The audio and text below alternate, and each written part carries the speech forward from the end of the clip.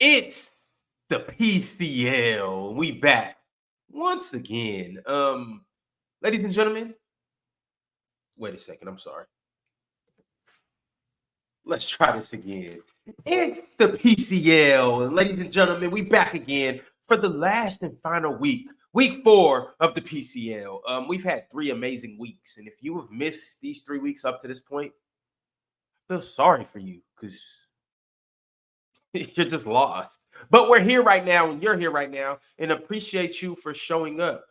I don't know what happened, but if you can still hear me, we have a big matchup coming up next. I got 2 guys. I got Elder Rufus, and I got Big Ox Bob, and we're about to get into a matchup that I believe is going to feed families. And one of these 2 guys will potentially be getting this belt and $1,000 cash prize, but they would have to win the PCL in order to get that. Yes, that is the winning prize for the PCL, which is a culmination of 16 of the best debaters, NBA debaters, basketball debaters on the planet Earth. And they're here in one group. And so let me go ahead and bring these guys up, and we'll get into the first battle and matchup of week 4. Let's do it. Big Ox. What's up, my friend? What's good, Ron? How you living? So life is grand, you know. Life is grand? No doubt. Okay. Big Ox, word on the street is that you are 0-2, which I don't believe, but that's what the streets are saying. Do you plan on evening the score or at least getting 1 win in the win column tonight? We'll see what happens, Ron. You know how it goes. Okay, I get it. Okay, well, let me bring up the other contestant. Right. Mr. Rufus, what's going on, man? How you feeling? Man, salute and shalom. Feeling great. Okay. What's up, Bob? Let's get What's going on, Elder? Let's get it. Yo, Elder, I look forward to printing your name right there. No, here. Where it says champion, right under champion. I'll look. You want us to put Rufus, Elder, or Elder Rufus? Elder. Just Elder? Just Elder. All right, and then I'm gonna put that's what I'm known by. I'm gonna put a gold emoji right under there too. Yeah, that's what I'm known by on the YouTube street. So just put Elder. Got you. So Ox, make sure you call this brother Elder during this whole debate. All right. Man, just worry about what I'm gonna call you. You know what? With that being said, come on, let's set everything up. We got to get into it. Let's go. The first topic that we have, I'm not going to tell you. You see, I've been spoiling you guys the other week. I've been telling you the topics ahead of time. I'm not going to tell you the topics until it's time for it to come up. We got who had a better era between 2 GOATs? The 2000s Kobe Bryant versus the 90s Michael Jordan. Big Ox, it is on you first. Elder, you will go second, and Big Ox, your time will start whenever you put those gloves on and decide to swing. I mean, Ron, this is really a crazy topic. Like I enjoy the fact that we show Kobe Bryant so much love because he was, an amazing player. I got him in my top 10.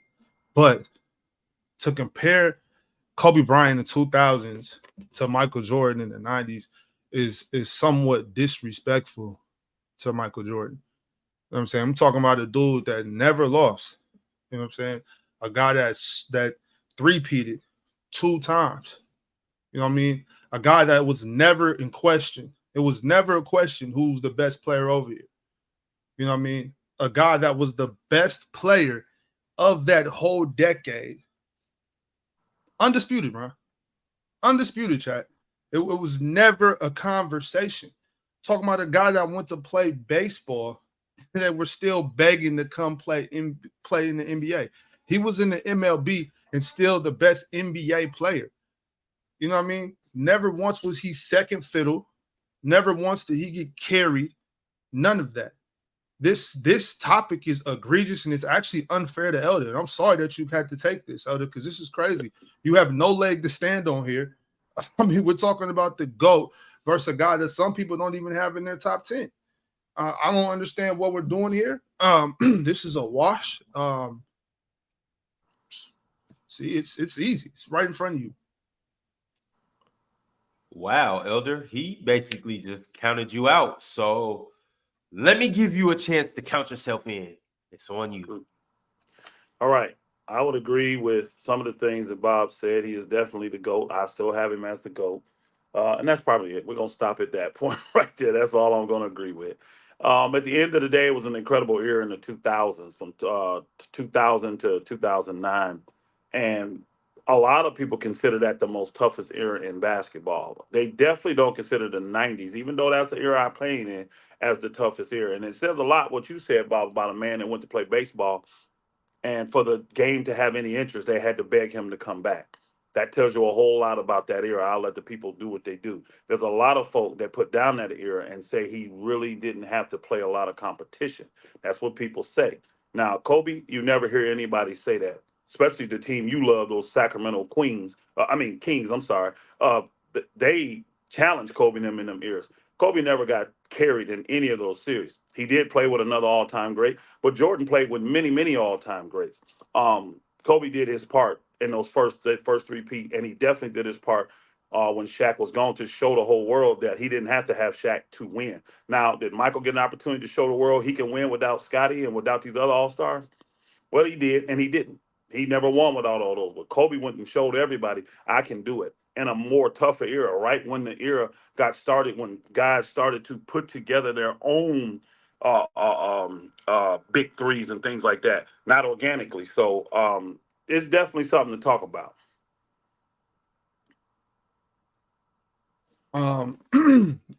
Jordan didn't play in that era of scrubs or whatever you're trying to imply, Elder. He played against a lot of heavy competition. He had to go through it with Detroit, Boston, the New York Knicks, all these teams. There was great teams in the league. I know we got a younger audience, and it's easy to fool them and make them think things like that because they already got some preconceived notions that we all know are false. Elder, you know that's false. You know what I'm saying? You watched it. That was great basketball. And they didn't beg Jordan to come back because the league was down bad. Like the league wasn't in shambles. You know what I'm saying? It wasn't in shambles. It was still great basketball. Houston was now the better team. That's because Jordan was gone. I mean, the Magic were great. New York was great. There was a lot of great teams. I hate that. I hate the idea that Portland wasn't still a great team. So that's a what they call a moot point. That's crazy, Elder, for you to say that. And you can't compare Scottie Pippen, as much as I love Scottie, to Shaquille O'Neal. Like you said that he never played with, or Kobe played with Shaq, but Jordan played with Pippen. Like that's not even a fair comparison. Shaquille O'Neal was the most dominant player of that time. So this would be better if we were having a Shaquille O'Neal versus Michael Jordan argument. Like Kobe doesn't belong in this conversation at all. Damn, Elder, you have been ruled out. Would you like to rule yourself in? Oh yeah, let's get to it. First off, everybody on their all-time list have Kobe above Shaq, no matter where it is. And you said earlier that Kobe's not on a lot of people's top 10. That's just not true. You got one fool that come around here that don't have that because of personal reasons. Other than that, Kobe's in a lot of people's top 5. So let's just keep it a buck. You talked about how they didn't beg Jordan to come back. Think about it. When Jordan left, the Houston Rockets ended up winning with Akeem Olajuwon and a bunch of guys that nobody else knows. Now, unless you are a big-time basketball aficionado, as soon as Jordan left, Akeem Olajuwon and a bunch of nobodies won. You understanding what I'm saying? That ain't how it was in the 2000s, bro. It was more competition. Defense was off the chain in the 2000s. Kobe went up against a lot of elite defenders. This was the 3-and-D era that came out in the 2000s. So Kobe had to go up against all those people. And he just was an overcomer. He overcame all the different odds that was out there. Jordan is great. I have him as my GOAT. I'm not disrespecting him. But to sit here and say that we cannot compare Kobe's era to his era, Kobe done dominated that era. And he went to 7 championships in that era. Jordan went to 6. He went to 7 in that same time frame. So you can't sit here and say that you can't compare these two. And Shaq didn't go to all of those. That was Kobe. And again, the switch up for Kobe was really important. Jordan never got a chance to do that. Actually, he did. He couldn't do that. Kobe switched up and said, when everybody said you can't win, he went and showed everybody, I can win without Shaq. I've been holding this booger's coattail for a while. Ox, can you hold your own coattail? Round 3. Let's do it. Well, I'm not concerned with my coattail. I got Jordan, so this is an easy one, Ryan. I'm talking about a guy with all these all defensive teams, MVPs, Finals MVPs. Does Kobe have those three? No, those are Shaq's Finals MVPs once again because Shaq was the dominant player of that time. This would be a better argument if we was talking about Shaquille O'Neal or Tim Duncan or something. With all the respect, R.I.P. Mamba, but this is crazy. You know what I'm saying? Like the 90s belonged to Michael Jordan. You discrediting the Houston Rockets saying there was Hakeem Olajuwon and a bunch of nobodies is that's another just disrespectful point. That was a heck of a squad, my bad. That was a hell of a squad. They as soon as Jordan came, they won because they were built like that. Jordan was spanking these teams. I'm talking about Portland, Phoenix. These were great teams. The Supersonics, the Jazz, all these teams that he had to beat in the finals. That's crazy. Like if once again, that time the era you're debating right now was not Kobe's era. That was Tim Duncan's era. Those was ran by Shaquille O'Neal. That's why he got those finals MVPs. If we talk about later 09, 010 and all that, yeah, Kobe did it. But before that, second fiddle player we're talking about. Elder, round 3, talk to us. You got a lot of misconceptions, brother. That was Kobe's era. He the one that won 5 chips during that era, not anybody else, bro. He was leaving that. He came into that era winning, and he left that era winning, bro. So you used Detroit and Boston. I heard you say that earlier. You see, you got to get your facts straight, brother. Jordan wasn't beating them in the 90s. That was in the 80s when they were dominating. Then in the 90s, when they got old and their teams fell apart, Jordan didn't have to fight up against them anymore. But when they were whole, Jordan couldn't beat them, bro. Go back and look. Them was in the mid and late 80s. But when the 90s came, them dudes were done. The Isaiah Thomas and them, they were done. What's the name of them? They were done, bro. They were done. So he didn't have to beat them guys. Them guys just literally retired and got old and brittle before. He couldn't beat them. See, that's why Isaiah Thomas has that mindset about Jordan that he has. He can't be the GOAT because he can never beat us. Remember, you hear Isaiah Thomas saying that. This man didn't beat us. What happened was we got old and retired. Then he stepped up. That's all. In an era that a lot of people just call weak because they think it was watered down. That's the same era where all the expansion teams and all that stuff start coming around. So they felt like the 90s just got watered down and Jordan took advantage of a weaker era. At the end of the day, I think you being disrespectful to Kobe being Bryant by saying that he should not be in this conversation. You're naming inferior players to Kobe Bryant, saying they should be in here when they didn't do all of that in the 2000s. They didn't. Duncan won what 2 or 3 in the 2000s? Shaq won 3, bro, or 4, but he really was on. Well, I'm done. My bad. Let's get to the polls. Mars voice. Let's get to the polls.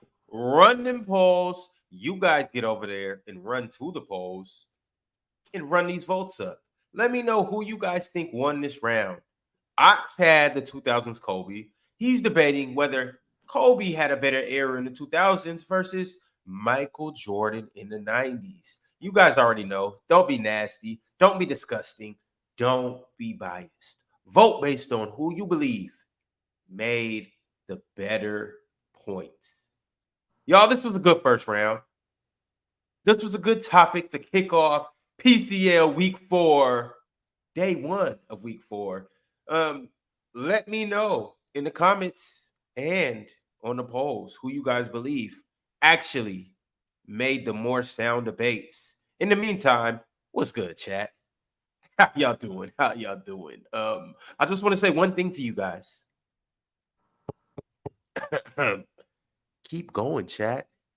Keep going. We have about 30 more seconds, 20 more seconds. You guys get over there, put in your votes. It is kind of close. It could be closer, but maybe not. You guys have about 10 more seconds. Let's do it. In the meantime, let's get on with the second topic of the day.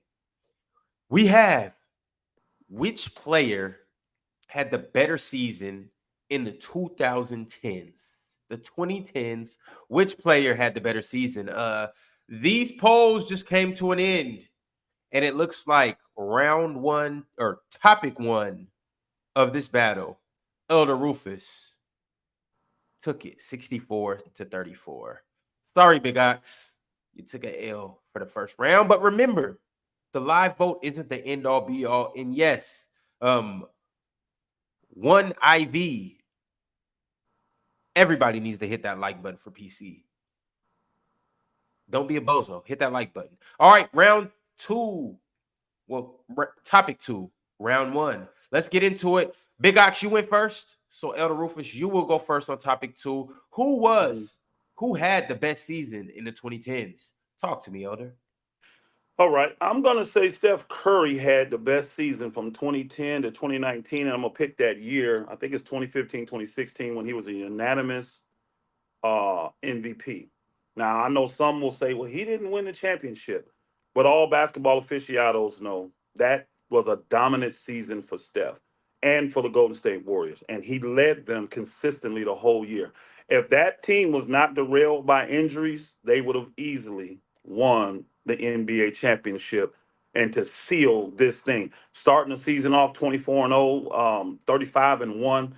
The thing I love most about that was Steph Curry's leadership. They had won the year before, and then he just came out letting everybody know, I'm the king of the NBA. Like that first month, he averaged almost 40 points a game.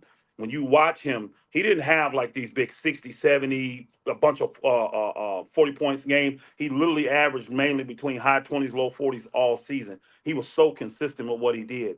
He shot 50, 45, 90 for the season, y'all. This is a point guard or two guard, whatever some of y'all call him, shooting 50, 40, 90, 5.5 assists. 5.5 rebounds, 6.5 assists, 2.1 steals. So he's playing defense. Steph set the tone that whole entire season. And then he did something that no one else has ever done in the NBA, which is win 73 games and then also win the unanimous MVP of the season, meaning every single voter voted for him.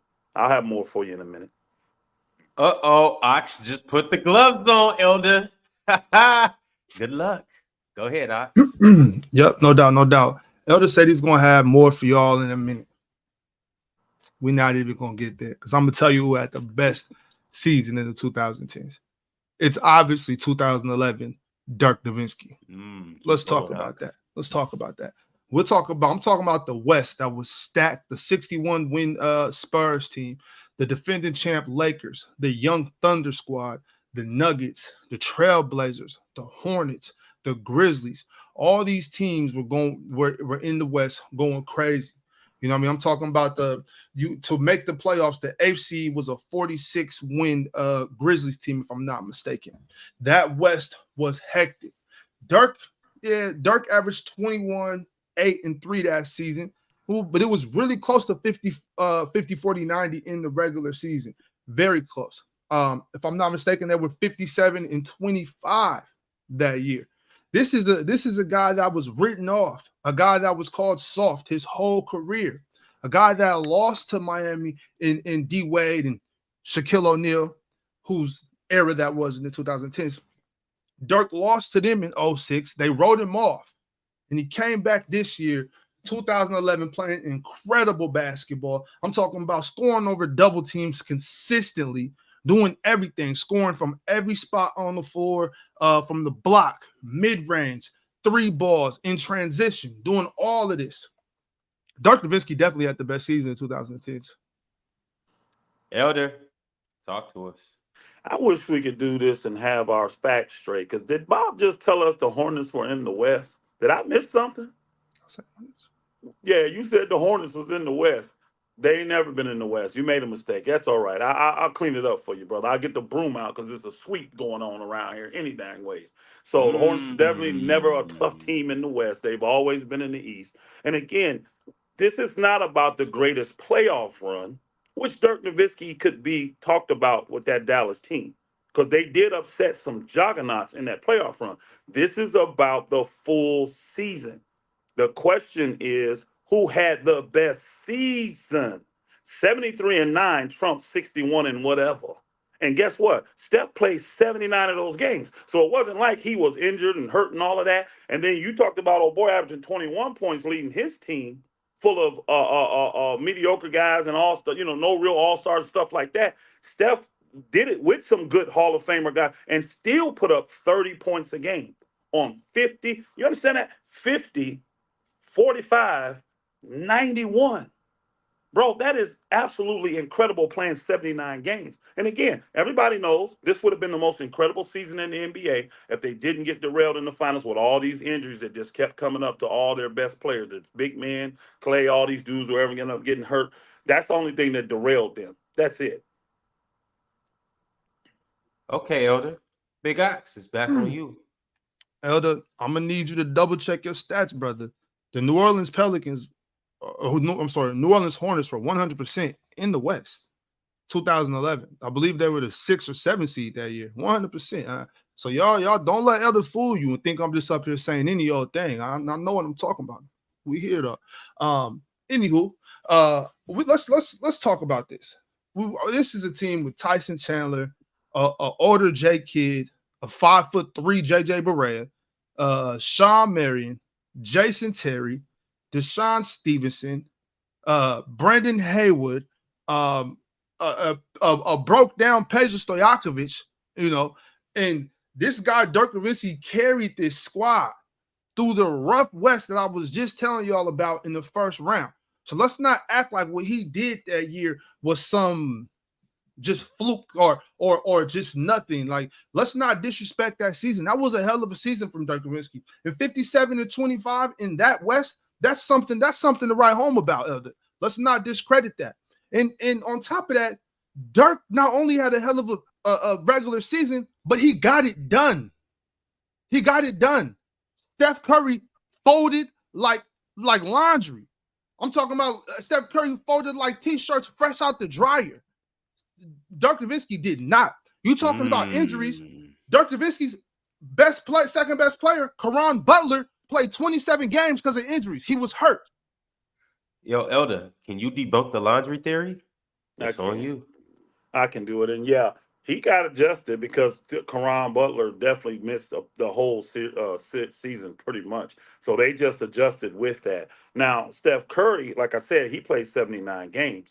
He led this team from the beginning to the end. He didn't average 21. He averaged 30. 13. One of the leading scorers in the league. Check this out. Steph also, I think this is the year where what's-the-name was hurt. So they had to start the season without even their coach.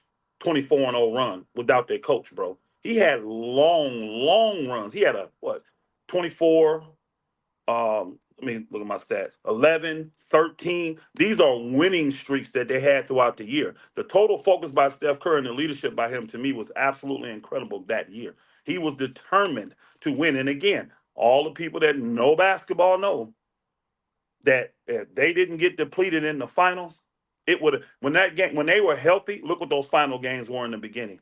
They were destroying Cleveland. It wasn't even going to be close. But when everybody got hurt, what can you do about that? Because again, when your players start to go down, it's nothing you can do. Now, when your players gone the first part of the season, it's easier to adjust at that point. It's easier to adjust and you get your team going and put guys in the position they need to be. I'm not knocking Dirk. That was a great playoff run. The West is always deep. So winning 50, 60 games in the West, one of the top teams, that's what you're going to do. His playoff run was great, but I don't think his season was better than Steph's. And he was MVP. Don't forget. Unanimous. Yeah, Elder. You talk about them not having Steve Kerr to start the season. If you ask me, that's what you call a blessing in disguise. That's what you call a blessing in disguise. That helped them out a little bit. And you keep talking about if this, if that, if. I'm tired of the ifs. We don't got to do any ifs over here with this season I'm talking about. We don't got to. You know why? Because he went to Portland and took care of them. He went to your Lakers, and I know you remember that sweep. You talking about bring out the brooms. He brought the brooms out on the defending champion Lakers squad, went on to OKC and took care of those young fellas, Kevin Durant, James Harden, Russell Westbrook, all these guys that y'all praise. He took care of them and then went on and got his vengeance against the Miami Heat. Got his vengeance against them, against Dwayne Wade, Chris Bosh, LeBron James. A guy that the chat is telling me I should have picked Bron. No, I should have picked Dirk because Dirk gave it to Bron, gave it to Kobe, gave it to KD, gave it to all of them. There was no if. He rose in the playoffs from 21 a game to 28 a game and took care of business. There was no ifs about it, Elder. I don't got to come over here and make up storylines. Well, this person would have got hurt. Well, his second best player, Caron Butler, did get hurt. And Dirk Nowitzki made no excuses. He just took care of business. No ifs about it. That's why he had the best season of the 2010s. Keep going, chat. Put up them polls and keep going, chat. Run them polls. That wasn't bad, Bob. That wasn't bad. Hey, look. I'll show y'all a good debate. Bad. We got one, boy. And we got one on our hands. Keep going, chat. Keep going, Big Ox, and keep going, Elder Rufus. That was actually... Oh, I'm sorry. Go ahead. My bad, Ron. No, talk to us, Elder. I was just going to say, I actually thought about that when I was picking this topic. I thought about him, but that was a good thing. But I thought it was more about the playoffs more than the season for him. But that's a good argument, Bob. I like it. I like the way you laid that down. That was a good argument for Dirk. I don't think he's going to stand, but that was a good argument for Dirk. I did the best I could for Dirk. Hey, you did good on that. I got to give you props. I thought that was a good argument you put forth for Dirk, especially in that last round of it. Yeah. Elder, would you believe me? Would you believe me if I told you I almost took 2010 Amari Stoudemire? You would have buried yourself. You'd have came and take the gloves off, put a shovel around your head, bro. That's a 2010 Amari Stoudemire. Oh my God. Oh, man. Yo, we got 30 seconds left. Damn. What happened, Elder? Ox, you pack Elder up like that? No, I didn't. Clearly you did. He not here. No, that was a hell of an argument. You said Elder into the gulag. I'm kind of concerned. Hey, with Elder. I see you when I see you, brother. I see you when I get up there. But anyhow, chill out, Ron. All right. This is almost coming to an end. It's over, and it looks like Big Ox, you did indeed win round 2, 67-32. Damn. I know sometimes y'all the polls don't add up, but I'm just reading the numbers that it gives back to me. I know that you guys will sometimes say, oh, Ron doesn't know how to do math. Ron this, and this. The poll says 67-32, so I'm just reading what I see, y'all. But anyways, what I missed. Elder is back. What I didn't miss. Oh, nothing. Well, you did miss the fact that Big Ox did win that round on the live poll. But that's okay because Elder, it looks like you took the first round in the live poll, and Big Ox, you took the second round in the live poll, but we have a third round on our hands, which is Luka Doncic versus Jason Tatum. Which player has a better overall impact on winning? Big Ox, it's on you to take it away and start the round.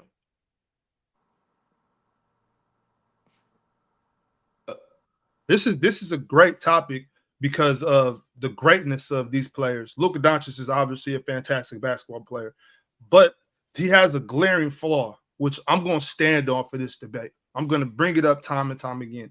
The glaring flaw is the defense side of the ball. He brings nothing. He brings absolutely nothing. Like I've said before, they might as well play 4-on-5. Leave him on that side and cherry pick all game. He just brings no tenacity, no aggressiveness. The thing about it is he might make a defensive play here and there because he has a high basketball IQ and for the most part knows what's going on. And so when he does a play like that at the end of the third or makes a play like that in a run in the middle of the fourth, people just like, oh, well, look, he's playing defense. Well, that's just not true. Luka Doncic can't guard his own shadow. So, like, how could you have more of an impact than a two-way player who's also very, very good on the offensive side of the ball and competes very well on the defensive end of the floor? I don't see how a player like this could bring more to a team that just won a championship than a guy who nowhere to be found on the defensive end. I mean, when a guy goes by him, he gives no effort to recover. He gives no effort to rotate. He's standing in mud, just watching the play. You can't be that impactful in winning if you a complete negative on the defensive end. I don't understand how we can really have this debate. Once again, Elder, I'm sorry you got a bad topic. Another bad topic that I will probably still win this debate. Anyways, we can go that route on the defensive end because we already understand what the NBA is all about. The NBA is not about pushing defense forward. The NBA is about entertaining these people, and that is exactly what Luka Doncic does. Now, I disagree that he is zero on the defensive end. He has gotten better. He has been challenged by a defensive-minded coach that he has in Jason Kidd. So it's going to take time. Now, is Tatum a good defender and a good offensive player? Yes. But when you add up I don't even want to bore y'all with the efficiencies and scoring and shooting, all that. Y'all know all of that stuff. Every single category, Luka leads in every single category. And you see him on the same trajectory. Now, mind you, Luka's not playing in the weak East. His whole career has been in the mighty, mighty West, battling those guys. And he has, in a short time frame, still gotten to a Western Conference final. This year, making it all the way up to the finals and everything. Did he lose to Boston? Yes. But when you got the payroll that Boston's got, and you got the type of players that Boston got, and guess what? Boston did a good job of putting an all defensive-minded, all-star team together. Porzingis is a previous all-star. Everybody on that team's been an all-star except Derek White, pretty much. You know what I'm saying? So, and he's an Olympian, getting more time than Tatum. Don't give Tatum credit for these championships. He didn't get MVPs. Keep going, Elder. Ox, can you stop Elder from going? Don't give Tatum credit for these championships because he didn't win MVPs. But y'all remember the Kobe Bryant talk we just had a minute ago, right? Don't forget about that. And Elder, once again, I do want to say, yeah, this is a lopsided debate for you, and I'm sorry. And if I do lose that, it's not about Jason Tatum. That's about you being a better debater than me. I would take that if I lose this, Jason. That's on me. My bad, brother. But look, you brought up entertainment. And yeah, that might be what the league is about. But basketball is about winning. The NBA might be about entertainment and selling tickets and shooting 50-foot threes and all of that. That's cool. But we're talking about basketball and winning. And who has a more impact on that? And it's not Luka Doncic. And it's definitely not. The thing about Jason Tatum is this as well. Even on the offensive end of the floor, when he's not having a great shooting night, he can take a step back and become more of a facilitator of the offense, more passing. You know, he can back off. Luka Doncic does not back off, and that might be because he very rarely has a time when he's off like that. But Jason Tatum is versatile. You know what I mean? He could play at different spots on the floor. He doesn't have to have the ball pounding the life out of it. So I think that's more impactful. If you want to have an argument about is Luka better than JT, that's fine. Whatever, we could do that. But on impact on winning, I find it hard to believe that we can really think it's Luka Doncic over Jason Tatum. Elder? All right. Impact on winning. Winning is the goal, which I agree with this 100%. Why is there always such a debate on who's the best player on this team, especially when winning counts the most in the playoffs? Why is it that Jaylen Brown's name rises up every single year in the playoffs and Tatum's name goes down? Why is it that we're on the Olympic stage, right? We just got to see this fresh.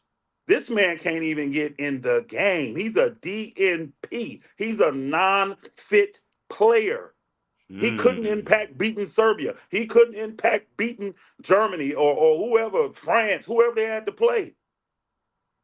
He's a great player, but he's not as great as Luka. I guarantee you Luka would have been on the floor in all those Olympic games, and they still would have won the championship. It's very clear to see Luka be in a harder conference and take lesser talented players and get them just as far as Jason Tatum gets them.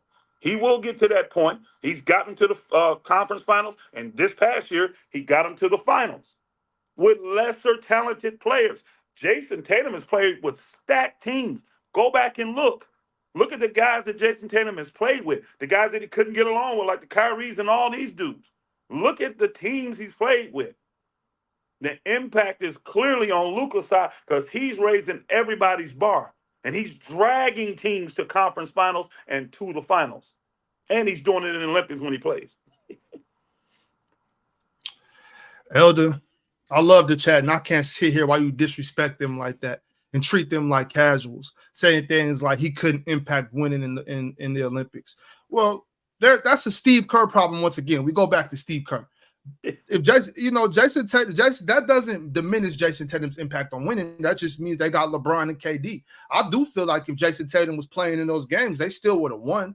You know what I mean? But you talk about the role players on Boston and how you said he disappears or whatever. Let's not act like PJ Washington and Derrick Jones Jr. is the brother's name, I believe. Don't act like those guys didn't step up and do what they had to do against OKC. Without them, I don't know if they win that series. Some people even call that the PJ Washington series. I've heard it a bunch of times. Daniel Gafford and Derek Lively, those two young fellas, they stepped up and did what they had to do, being lob threats. And when they made those trades for PJ and Gafford, that boosted the team. So let's not act like basketball is not a team sport. Saying that you got good players should never be a knock on your star. Because if that's the case, then we'll have to knock Luka for the OKC series. I don't think that's fair at all. I want to end this round by going back to my original point and standing on the defensive fact of this. If you are a negative on defense, the impact of winning cannot be as high as a guy who's great on offense and above par on defense as well. Keep going, Ox Cody. Elder Rufus, it's on you. Let's get it. Hey, you ended with defense. I'll start this last round with the defense. Again, you're talking about a stacked team with a whole bunch of money paid to get that team. You can't compare Daniel Gafford and PJ Washington and guys and Derrick Jones Jr. or whatever the name is. I don't even remember now. You comparing them to Drew Holiday? You comparing them to White? You comparing them to Porzingis? Come on, bro. This is not even close. And that's a team full of defenders. So his defensive rating should be a little bit better. I'm not saying Luka's on the level of him defensively, but his impact of the game, how he controls the game from the point power forward, point guard. You put Luka play where he want to play. He do what he want to do. And this is the sad thing. He don't have the athleticism. He don't have the speed. He don't have any of that stuff. And nobody in the league can stop this man from doing whatever it is he wants to do whenever he wants to do it. That's called real impact. Because if his defense was so good, why is Luka destroying him every time they play? You can look at all the stats. Luka leads him one-on-one when they play. Luka leads him in individual game stats. Shoot, Luka got a year behind him because Jason's, I think he got 7 and Luka got 6. And Luka's stats are already the same or more than Jason's already. And Jason's been in more playoffs. That's it. Everything, and he got a chip this year. Everything else is in Luka's favor. Everything else. All right, y'all. I have to say this right from the beginning. Do not vote based on bias. I repeat, do not vote based on bias. I know everybody in this chat is either pro Luka or pro JT. Vote based on pro argument, debate, points, persuasion. I'll say it every time. If you vote for me, I'll vote for you, Elder. All right, gotcha. And if you guys go and vote on the poll, which you should be doing right now, if you see Trae Young over there, choose that option. But anyhow, this was an amazing debate between Elder Rufus and Big Ox Bob. I enjoyed this thoroughly. It was everything that I thought it would be, and I think you guys all got your money's worth for this debate. So, with that being said, do your job, chat, and get over there in this last 40 seconds and go and vote on who you think won, who made the better points, and who overall was just the better debater. It's very close in the polls right now, so y'all go and do your thing. In the meantime, Ox, I know a good fella named Jack Cote that'll be proud of you right now. Elder Rufus, I know a dub host named JD that'll be proud of you right now. You guys represented for your standums, if you will. They should be proud. We got 5 more seconds. Go ahead and vote. We are almost done, and this is almost up. And Luka clears right now. Oh, damn. Ah. As of right now, it looks like Elder Rufus brought home round 3 with the live chat, 53 to 46. I do have to say this That was at close. this very moment in time. The live vote isn't the end all be all because in order to win this belt from the PCL, every single vote matters, which means that if you are watching this video and the video's not live, all you have to do is put in the comments, who do you have winning this very debate right here? And that will count towards who wins. So yeah, the live vote's cool, but we'll get a lot more people that don't watch it live, and you guys' votes all matter. Just type in the comments, who do you believe won? And that will count towards the overall tally, which will be done after this Sunday, week 4, the last regular season week of the PCL. Fellas, appreciate y'all for coming and holding it down. Good debate, Elder, for sure. Yes, Hey, Ron. Yes, sir. When am I gonna get a Kings topic, Ron? Hook me up, man. I'll see. Hey, giving the 72 Kings. Oh, they wouldn't even call the Kings then. My bad. All right, so I'm out of here. Hey, y'all. I will see you two in the playoffs in a couple weeks. Oh, yeah. That'll be easy.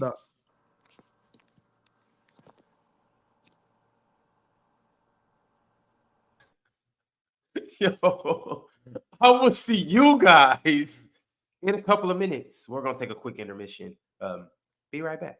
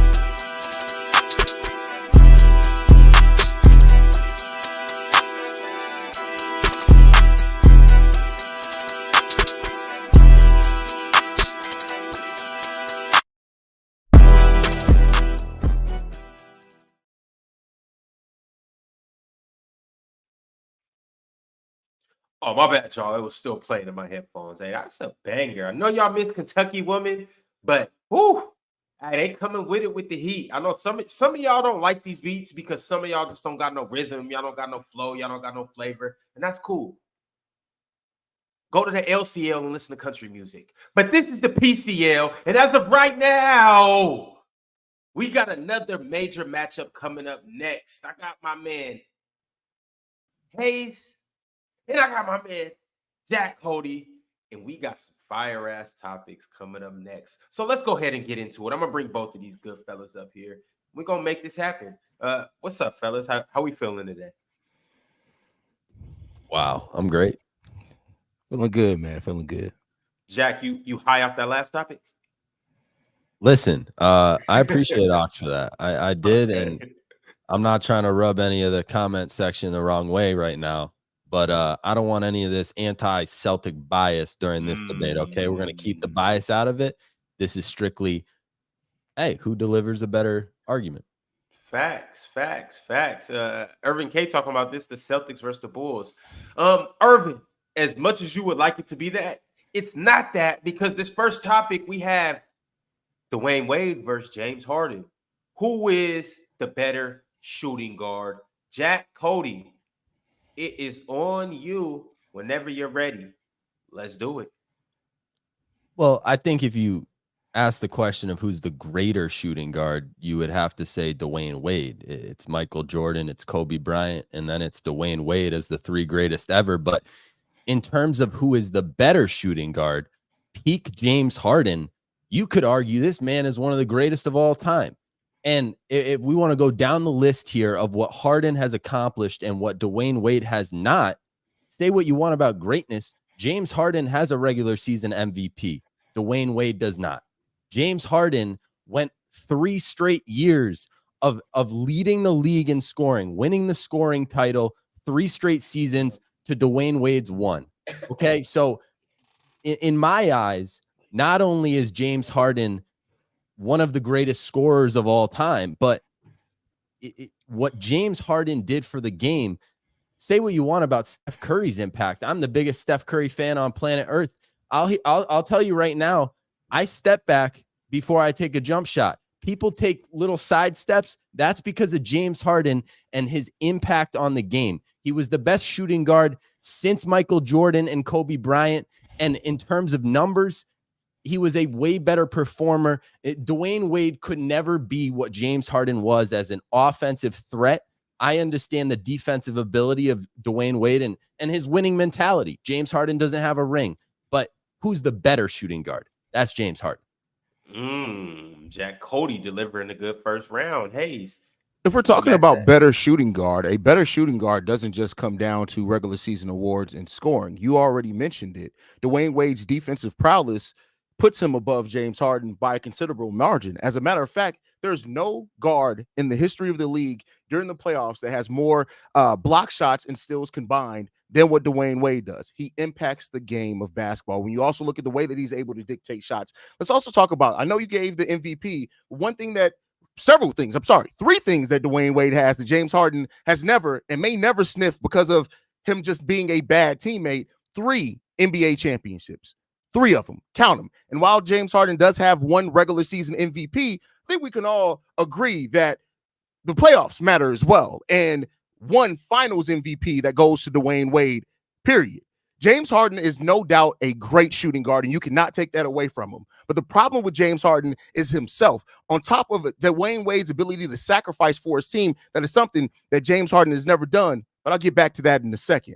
On top of all of that, more all NBA selections than James Harden's, more defense, all defensive teams than James Harden. 3 to James Harden's none. The fact of the matter is we're talking about being the better overall player. You can't just talk about offense. You can't just talk about passing. There are multiple facets of the game, and Dwayne Wade more consistently impacted every facet of the game of basketball than what James Harden has been able to do, even with James Harden being better right now at a later age than what Dwayne Wade was. Ooh, hell of a first round. Jack, it's back on you for the second round. I think, Dwayne was a great player, but what James Harden presented at the shooting guard position, we were always questioning, is he even a shooting guard because of how good he passed the ball? And that was something that Dwayne Wade was not as good, not nearly as good as what James Harden could present as a passer. Now, I understand maybe there was a little bit of stat padding here and there in the era of James Harden literally taking over and averaging 40 points on a given night. I remember going on Instagram during the James Harden era, just having question marks. I'm like, how is this man time and time again doing what seemed like a hack? Was it the step back that he was doing? Was it unfair? Was he taking an extra step? No, he was just greatness. He unlocked a move that is now in everyone's game. Everyone uses the step back jumper to a certain degree. My guy, Jason Tatum, every time he takes a sidestep jumper, that is basically because of what James Harden was doing in 2018. And I haven't even mentioned it yet. What James Harden did against the 2018 Golden State Warriors, in my eyes, even though he didn't win the series, his ability to take them to 7 games, James Harden and that Rockets team is the closest that anyone got to beating a KD Warriors healthy squad. I understand there were moments where KD wasn't fully healthy in that series, but understanding that peak James Harden, he almost found arguably the greatest team of all time. Haize. So we're talking about the better overall player, and in that I talked about a little bit in that first round, sacrifice. When you look at it, James Harden was pacified in Houston, and eventually him and Dwight Howard together almost alienated every other player on that team. Dwayne Wade sacrificed at every level. When LeBron and Chris Bosh came to that team, he sacrificed his own individual accolades for that team to be better. when Eric Spoelstra became the coach, Dwayne Wade said that he understood that had to become Eric Spoelstra's team for it to be better for the overall involvement of that team. He took another backseat. Dwayne Wade took back seats for the betterment of everyone around him. When you look at James Harden, he was in Houston, pacified there. He's every place that he's gone, he's basically chosen or chosen the players around him since then, and it has not worked. Now, that's not all because of James Harden, but you definitely have to factor that in as well. Dwayne Wade was able to extend his career, was able to welcome in players, was able to have players around him take a larger seat at times because of his own ability to sacrifice. Dwayne Wade is a better teammate. He's a better player to sacrifice for his team. He's also just somebody who understands what it takes for a team to win basketball games. Winning. We're talking about the playoff record. Despite James Harden playing in more playoff games than Dwayne Wade has more wins. Every area that you look at as far as a better basketball player and being a better teammate, which is part of being a better basketball player as well. Let's take the defensive side to the side that Dwayne Wade was better than that. He was a better teammate as well. All right, Jack, round 3 is back on you. Let's do it. Listen, I totally get the sacrifice thing. I think James Harden is somebody that maybe he hasn't been the greatest sacrificer in his career, hasn't been able to play well. He's had great teammates. You look at all the teammates he's played with. We do this all-time draft. I mean, the list is loaded. Kevin Durant, Russell Westbrook, Chris Paul, and Joel Embiid playing with the Clippers this year. Kawhi Leonard, Paul George. I mean, he's had great players around him. But when we're talking about a better player, I don't care about sacrificing. I want to see who can go get it more. And to me, there's no bigger of a peak player than James Harden in 2018. Talk about an MVP award that James Harden won. There's an argument out there. I don't know if you're a LeBron guy, but in 2018, people could say that was the best version of LeBron James. And he didn't win the MVP that year because of James Harden. That was James Harden's award that he won. Nobody would ever compare Dwayne Wade and LeBron James. When they were on the same team, we all knew who the best player was. So in an era, in a world where James Harden and LeBron James are potentially on the same team, yeah, LeBron might be the better player, but why are we having a debate about Dwayne Wade and James Harden when in reality, we should be talking about who had a bigger peak year, LeBron James or James Harden? I mean, if we're talking about peaks, I don't think there's any way that you can deny that Dwayne Wade's peak was higher because he accomplished more. He had one more all NBA selection, 3 all defensive teams over James Harden. You look at the things that separate them as far as accolades. You talk about peaks, right? The thing that you just gave as the peak to James Harden, guess what it ended in? It ended in losing in the playoffs. At peak Dwayne Wade, you know what he was doing at his peak? He was winning at his peak. He was getting to finals. He was winning championships. Let's not also talk about, if we're talking about the peak of James Harden, what's the most that James Harden has accomplished in the postseason in his peak? Has it ended in anything meaningful? No, it's ended in a bunch of what could have been, what should have been, or what if the players around him would have played better. Sure, but peak Dwayne Wade had way more success than what James Harden has had. That's just it. And so when you talk about players' peaks, the fact of the matter is James Harden's peak wasn't successful if we're talking about getting to the ultimate goal of winning a title. What was Dwayne Wade doing at his peaks? Winning championships. What was James Harden doing in his peaks? Putting on fat suits and trying to get himself out of town, out of teams, rather than just sacrificing again and winning. You can talk about sacrifice. Doesn't matter when it comes to the better team or better player. It definitely does matter. But let's even if we're taking out the sacrifice part, which, all right, you want to paint that as a narrative, who had the more success? Who's the more storied player? Who has the more accolades? When we're talking about Hall of Fame, the things that separate James Harden and Dwayne Wade are Hall of Fame career within of themselves. The polls are up right now. Go vote on this topic 1. Dwayne Wade versus James Harden. Who's the better shooting guard based on the points that these two good guys made during this first topic that we got?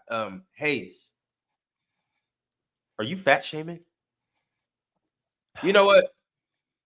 Don't answer that question. You said he was wearing a fat suit. Nah, I'll give you that. I was screaming I from might the. come on here. I might hey, come on here in the playoffs with a fat suit on. I'm just there's, saying, there's like, there's a some people want to video. be skinny, some people want to be big. Like, Listen, there's a video of me in the nosebleeds when he was playing in Brooklyn, and it was KD, Kyrie, and James Harden. Yeah, I'm not fat shaming here, but he was looking a little bit bigger. And obviously, they were playing the Celtics in the first round, and that was the year the Celtics didn't look great. They got 4-1, I want to say, but I'm in the nosebleeds, and I'm just like, cheeseburgers. How about them cheeseburgers? It was a great time to be hating on James Harden. I'll tell you that much. Hey, Those man, you got to PK shout out the PK. Trill Burgers, man. You got to shout out the Trill Burgers.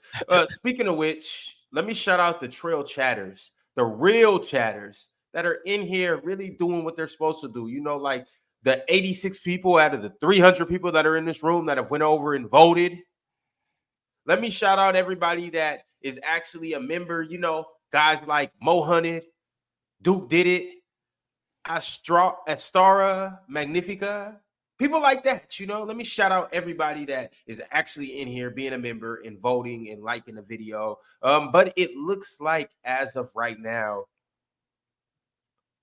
Haize, you got the live vote with 52% of the vote. So shout out to you. We're gonna get on to round two, or topic two, round one, which is the current Celtics versus the 2018 Warriors. Which team wins in a 7-game series? I've heard up and down that this will be a close series. Now I will leave it up to you guys to let me know how the series would actually pan out. Jack, you went first in the first topic. So Haize, you will go first for this topic. Your time starts when you do.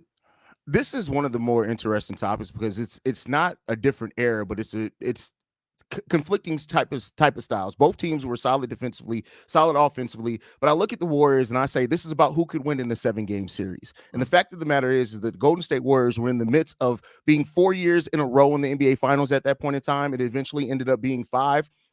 So they were the more seasoned team. They were the team that was more experienced going through those battles in the playoffs and making it through the finals. Then on top of that, you look at it, they had more all-NBA players on that team than what the Boston Celtics had in 2024.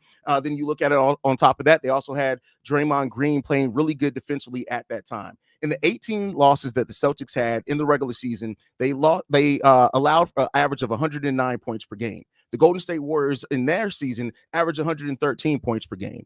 And I think when you look at the battling styles between these two teams is the depth that the Warriors go through with scoring wise. The Boston Celtics are a great offensive and defensive team. Nobody can take that away from them.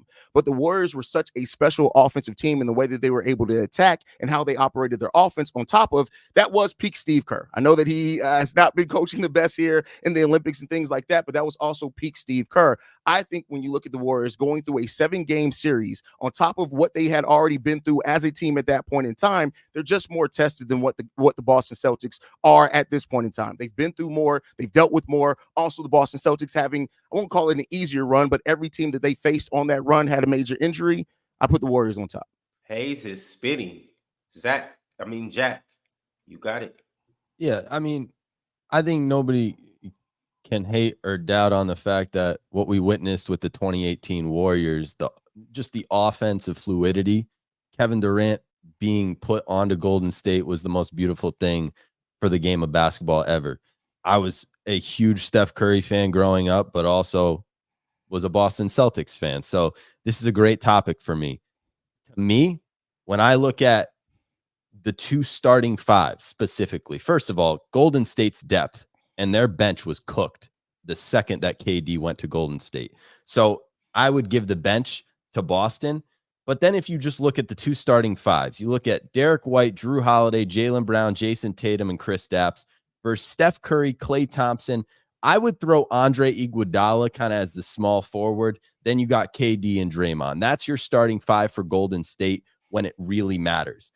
My first point here is defensively, the Celtics are a better team.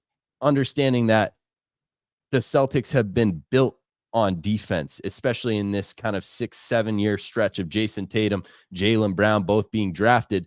And Marcus Smart was even here for a not short period of time. He was here for a long period of time, but we had to give up Marcus Smart in order to make me valid on this argument. Drew Holiday and Derek White as a backcourt duo, defensive duo. You could say what you want about Steph Curry, Klay Thompson being the best offensive backcourt. I'll say that the Celtics have the best defensive backcourt of all time.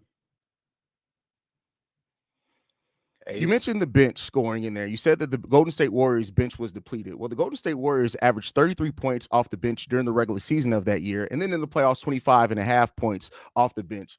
The Boston Celtics last season allowed for 24.1 points off the bench. So if we're talking about bench production, while yes, the Boston Celtics have a solid bench, nobody can take that away from them. Even without having the names there, the Golden State Warriors bench still did absolutely provide for that Golden State Warriors team. So then you have to talk about the depth aspect of that.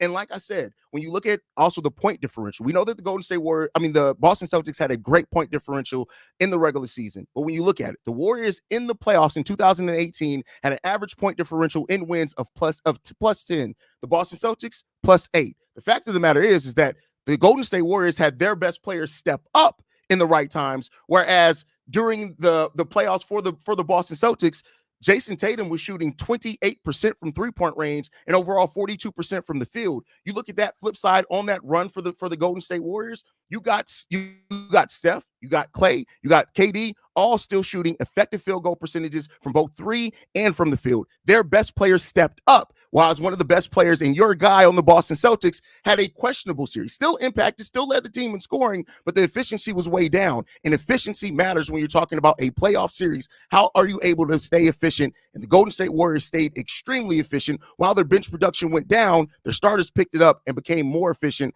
as that playoff run went on. The current Celtics, in my eyes, are almost a version of the Golden State Warriors in 2018, but a new and improved. Obviously, with time, we always talk about the GOAT debate. I think at a certain point, these guys are just going to get too talented. We're going to be like, holy shit, there's too many things that makes a player great now. And to me, when you look at what was the team that had a chance against Golden State, I brought it up in the James Harden debate. It was the Mike D'Antoni Houston Rockets. And if you look at this Celtics team, there's a lot of similarities in their offensive structure and what they want to do on offense. They want to shoot the three. And I think with the Celtics offensively, although the Warriors were great with fluidity, the Celtics have 5 one-on-one scorers, 5 guys you could give the ball to at any point on that court. They're going to go get a bucket. And that's hard. You can't say that about any team in the history of the game, which is why I would say that this current Celtics team is the greatest of all time. And I'll leave it with this. You say Jason Tatum struggled during these playoffs. Well, in 22, he was down 3-2 when it mattered most against the defending champs in the Milwaukee Bucks. He came back on the road. In a spot where he was down, he proved everyone wrong. He did it again against Joel Embiid, who had won MVP against Philadelphia. They were not battle-tested all playoffs. They didn't need to Jason Tatum didn't need to be the greatest version of himself this year. We're saving it, fella. And you better hope that you're going to save it, because if what he gave in the Olympics is any indication, like, it's going to be a struggle, right? So I get it. But Jason Tatum is your guy, rightfully so. Jason Tatum is a great player. Make no mistake about it. But again, like you did in the James Harden conversation, you talked about the series that Jason Tatum had against the Milwaukee Bucks.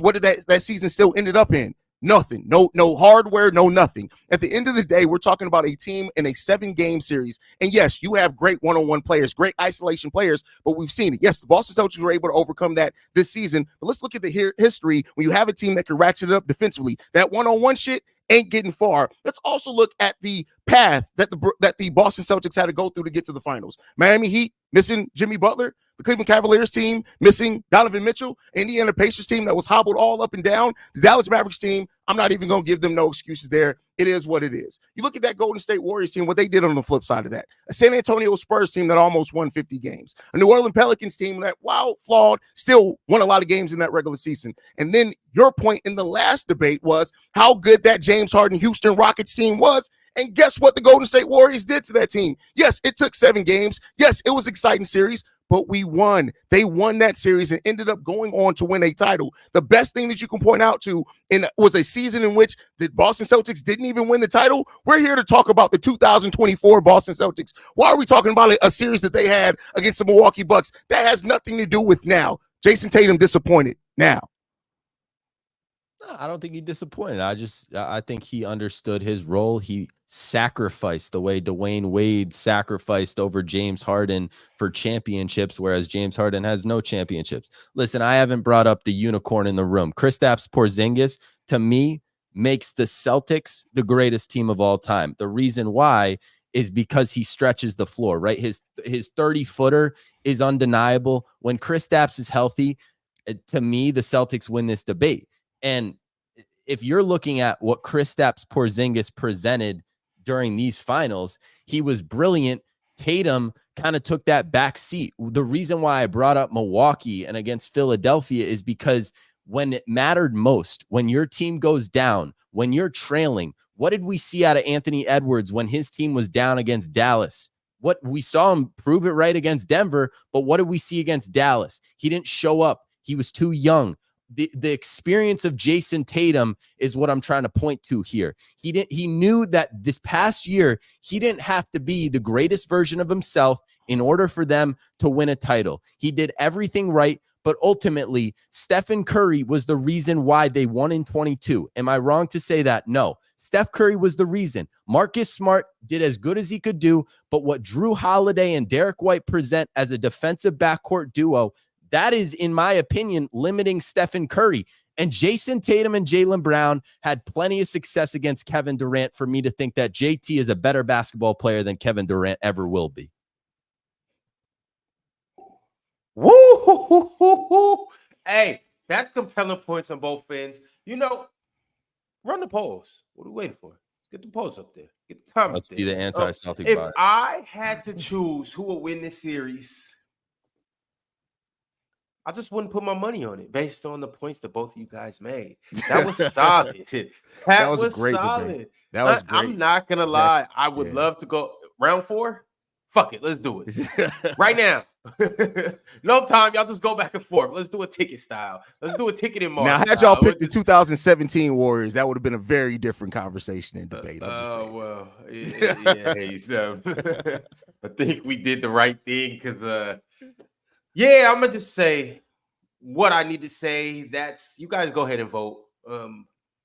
Like the video while you're doing that. Subscribe if you haven't, and Dub JD, Dub Cheerio, Dub Dave, Dub PC, Dub PCL. Appreciate everybody that's in here debating, everybody that's in group 1, everybody that's in group 2, everybody that's in group 3, and everybody that's in group 4 in Haize and Jack.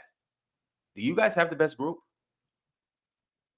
Yeah, I think we have the most underrated group. I think coming into this, people looked at this group and thought it was going to be a cakewalk. And I think a lot of us, Dion, Jack, a lot of people stepped up in this group. And I think it surprised some people for sure. Listen, it's about battle tested, right? It's about playing against great competition in this early stage. We're going to be prepared when it matters most. That's a fact. That's a fact.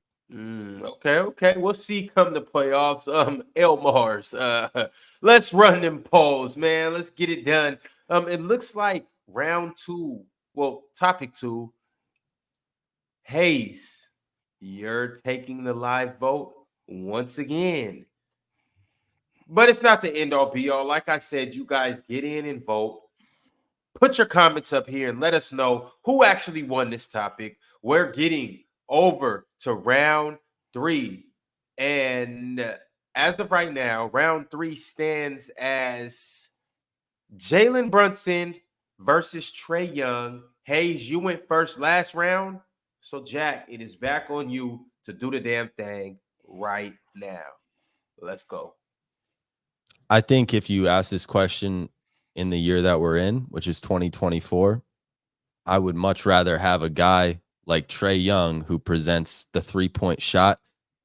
Not similar, but he has Steph Curry effect moments. There are moments where you watch Trae Young and you're like, he's got a little Steph Curry to him. But to me, the most important thing to point out with Trae Young is his passing ability, and that's not something that Jalen Brunson is necessarily super skilled at. Jalen Brunson is a great scorer, But if you're talking about which point guard is simply better, who would you rather have at the point guard position? When you look at Trae Young, he's a passer. He's a scorer. He's a three-point shooter from 30 feet. He is the ultimate point guard for a 2024 point guard. I get Jalen Brunson can lead the team in many ways, and he was phenomenal this past year, but I don't think Jalen Brunson can be a number one on a championship team, period. Trae Young led a team to an Eastern Conference Finals, and Jalen Brunson, on the other hand, came into the league not as the face of a franchise. Trae Young came into the league as the face of the franchise. The Atlanta Hawks gave him the keys. He took him to an Eastern Conference Finals. And to me, that's one of the more underrated Eastern Conference Finals appearances. I get they haven't really been all that in a bag of chips since. But if you see Trae Young go to the Lakers and you get JJ Redick having him shoot all the threes, he'll be a weapon. When I look at what we're talking about, it's always interesting to talk about who's the better player because, yes, stats dictate, they tell a lot of the story, but then how you break down those stats matter as well. Like, I think when you look at it, when a player steps up, that matters on who's the better player. When Jalen Brunson scores over 30 points, his teams win at a 67% rate, which is almost 10% more than Trae Young when he scores over that same amount. Let's also talk about the clutch factor in this. Trae Young is terrible in the clutch, but despite having a lot of opportunities in the clutch, when you look at it, he shoots 39% from the field and 24% in clutch time over the last 2 seasons as Trae Young. And in those same games and being in the clutch, Jalen Brunson shoots a way better percentage, 40% from the field and almost 36% in the three in clutch minutes. It's no different when you look at when the game is on the line. I get it. You can put up a lot of stats over the course of the game and you can fill up the stat sheet, all type of things like that. But when the game's on the line and you need somebody to make a big bucket or a big play, Jalen Brunson has been way better at that despite starting less games over the course of his NBA career. And while you mentioned the passing of Trae Young is great passing. He gets a lot of assist numbers. That's all great. But when you look at the creation, the number of open shots generated for their teammates, Jalen Brunson is right there in the 99th percentile, right up there with who? Trae Young. Jalen Brunson may not get the assist numbers that Trae Young gets, but he does impact the game and creates open opportunities as being one of the only on-ball creators for his team. Jalen Brunson steps up more when the game is on the line than Trae. Is that a fact, Jack? No, I think Jalen Brunson is the most overrated point guard in the game today. I think ultimately you could put Derek White on the New York Knicks and you could put Jalen Brunson on the Boston Celtics, and the Celtics would probably be worse and the Knicks would be better. Okay. Jalen Brunson, although he's a great scorer, I am telling you right now, I'm not talking about stats. I'm talking about facilitating as a point guard. Listen, I'm not a stats guy. I'll tell you right now what Trae Young does as a passer and as a scorer, both. That's what you would want as a point guard. If I was starting a team, I'd rather have Trae Young over Jalen Brunson. To me, I don't see Jalen Brunson. And maybe I sound like a Jalen Brunson hater right now. I was watching an interview of Jalen Brunson the other day, and he was bringing up all the points of how he's been doubted early on in his career, and he's too small. He's not a good passer, what I'm saying here, but all the doubts are true. I just think that he's a great scorer, and you can be a great player in this game. Is it going to translate to championships? Neither have. It hasn't translated for either of these guys in terms of the highest level, but if they get the right pieces, which player is going to support his team better in today's game of basketball? I think Jalen Brunson is going to get in the way of a team that has a bunch of talent more. And then Trae Young with the talent is going to be able to facilitate, take a back seat at times, and then ultimately be ice Trae in the fourth quarter. Talking about he ain't clutch. What are you talking about? I just gave you the numbers is what I'm talking about. And let's talk about, you talk about clutch and you talk about stepping up when the team needs it the most. On average, that's per his career. Trae Young, the teams that Trae Young has been on have never outscored their team when he's on the court. The opposing teams over the course of Trae Young's career have outscored the Hawks when Trae Young's on the court by 3.8 points, 3.6, 2 points, 4.2. He had one season of breaking even at 0, and then last season at 4.3. Trae Young may get assists, he may shoot the 3, but he's an absolute cone defensively, and that matters as well. You talking about some put the better players on the team, and he'll help this team get to the championship? How? Not with those defensive numbers, not at all. Unless you're going to surround him with a bunch of defenders that do nothing but defend, then you may get a positive plus minus with Trae Young on the court. Other than that, Trae Young can shoot all day. He can score all day. But unfortunately, as we've talked about several times over the course of this battle, is that it's two sides of the game of basketball. And unfortunately, with point differentials like that, when your team has never been in the positive, when your minutes on the court for any season in your NBA career, how can you say that he's going to impact the game more? Let's flip side that to Jalen Brunson. Jalen Brunson, in the same time period, because they both have played 6 seasons in the NBA, he has had 2 seasons in which his teams have been outscored when he was on the court. The first being his rookie year before he knew he was going to be. The second season, they outscored opponents by 4 points. Again, the next season by 3.7, and this past season by almost 4. Jalen Brunson is the better player. Jack? I just want to, take this minute and 30 to truly explain the importance of the 3-point shot in 2024. I think what I would rather have as my point guard is Steph Curry. And the second guy I would rather have is Trae Young. It's Steph Curry and what Trae Young does. I see the similarities, and I'm going to point to watching Team USA and watching LeBron and Steph on the same team. We always watched LeBron versus Steph, and we always saw that Steph usually had the better team, and LeBron was carrying, and LeBron was consistent, and Steph was shooting the threes. But when we were able to watch them both on the same team, we saw who was truly the more valuable player when it mattered most. LeBron was consistent all Olympics, but they would have not won gold if it wasn't for Stephen Curry against Serbia, torching them with 36 points. It would have been a laughing stock of the entire universe in sports world had they not won gold. And I would have had the greatest take of all time saying Jason Tatum, they don't win gold without Jason Tatum. But anyways, listen, my point is this. What Trae Young presents as a basketball player is a more valuable thing than what Jalen Brunson presents in today's game. And we saw it firsthand with the comparison of Steph Curry and LeBron James during Team USA. Yes, LeBron was consistent, but what Steph Curry presented, he won us gold. Trae Young does that. Jalen Brunson is essentially the LeBron in this case. If I'm getting this correct, you just spent your last minute and a half talking more about LeBron James, Steph Curry, and of course you had to work in Jason Tatum than talking about Trae Young. I think you just made my point for me. The comparisons between Trae Young and Steph does not all of a sudden make Trae Young this much better player than Jalen Brunson, because you, in your eyes, when you wink at him, you see 2 light-skinned black men, and all of a sudden they're the same person. No, they're not. They're not the same player. They don't have the same impact on the game. They may shoot the same. They may have similar styles, but in no way is making comparisons and talking about LeBron and Steph Curry and all these other players more than you're talking about Trae Young, the person you're supposed to be debating for. That makes no sense logically at all. What are we talking about here? Stay on topic. If you are trying to debate for a player being better, and most of the things that come out your mouth are about other players, and of course working in your God in that as well in Jason Tatum, what are we even doing here at this point? Why are we even talking about it? The fact of the matter is this: where have Trae Young's teams been the last few years? Where have they been? They've been in the play-in, getting eliminated in the play-in. If Trae Young was all of a sudden this transitional player that just transforms his team and make people around him better, we would see that. I'm not saying that it's all on Trae Young. Roster construction does make a point as well, but all those assists in the world ain't elevating anybody. Trae Young gets stats. That's great. All power to him. He's going to get a lot of stats and a lot of accolades doing it. But when you talk about winning basketball, when you talk about elevating, an assist don't mean shit if you're just getting a bucket out of it and now wins are coming out of it. Jalen Brunson is a better player than Trae Young. Chat.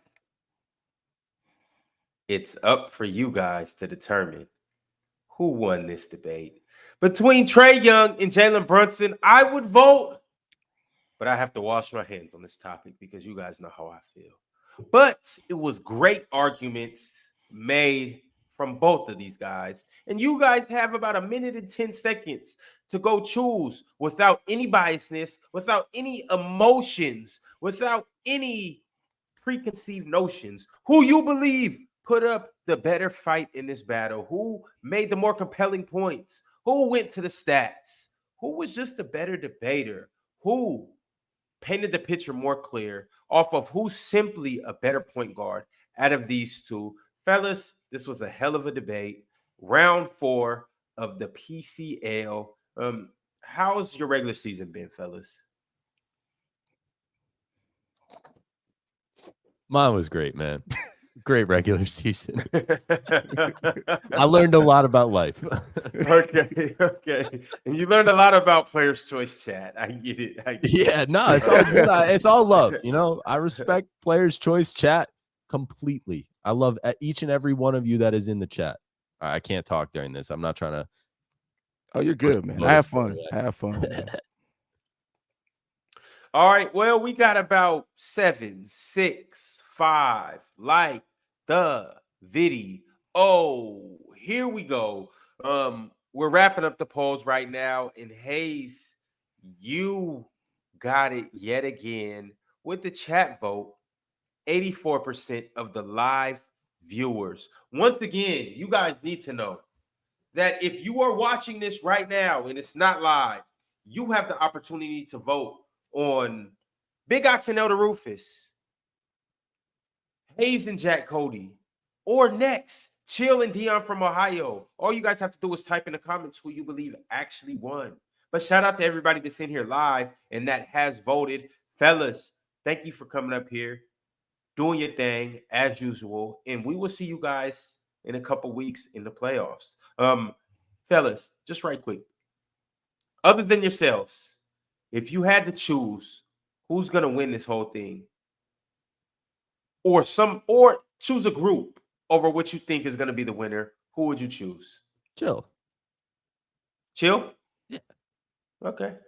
Haize? Yeah, I feel like Chill, as much as some people in chat try to talk shit about Chill commands the chat, man. Dude, I was debating Bill Russell, Wilt Chamberlain, and he went championship for championship in the 60s. And at that point, I had lost.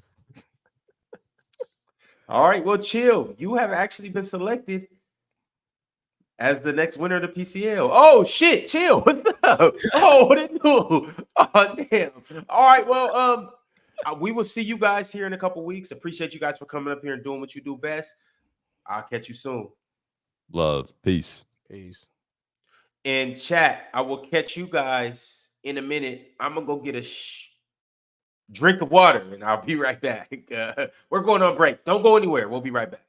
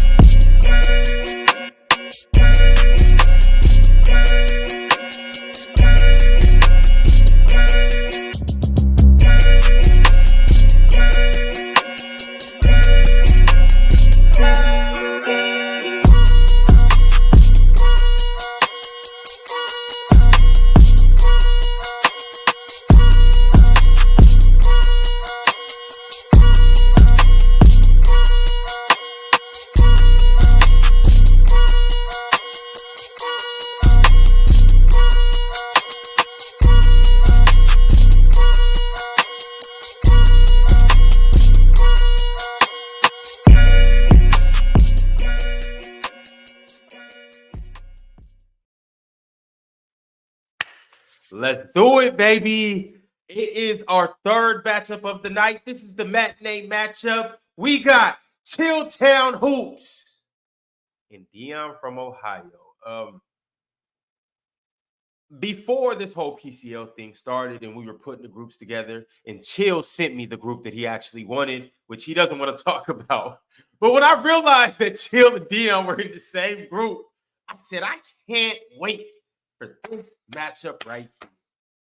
And here we are, week 4, at the end of Wednesday, day 1 of week 4, and we get to feed families with this beautiful matchup.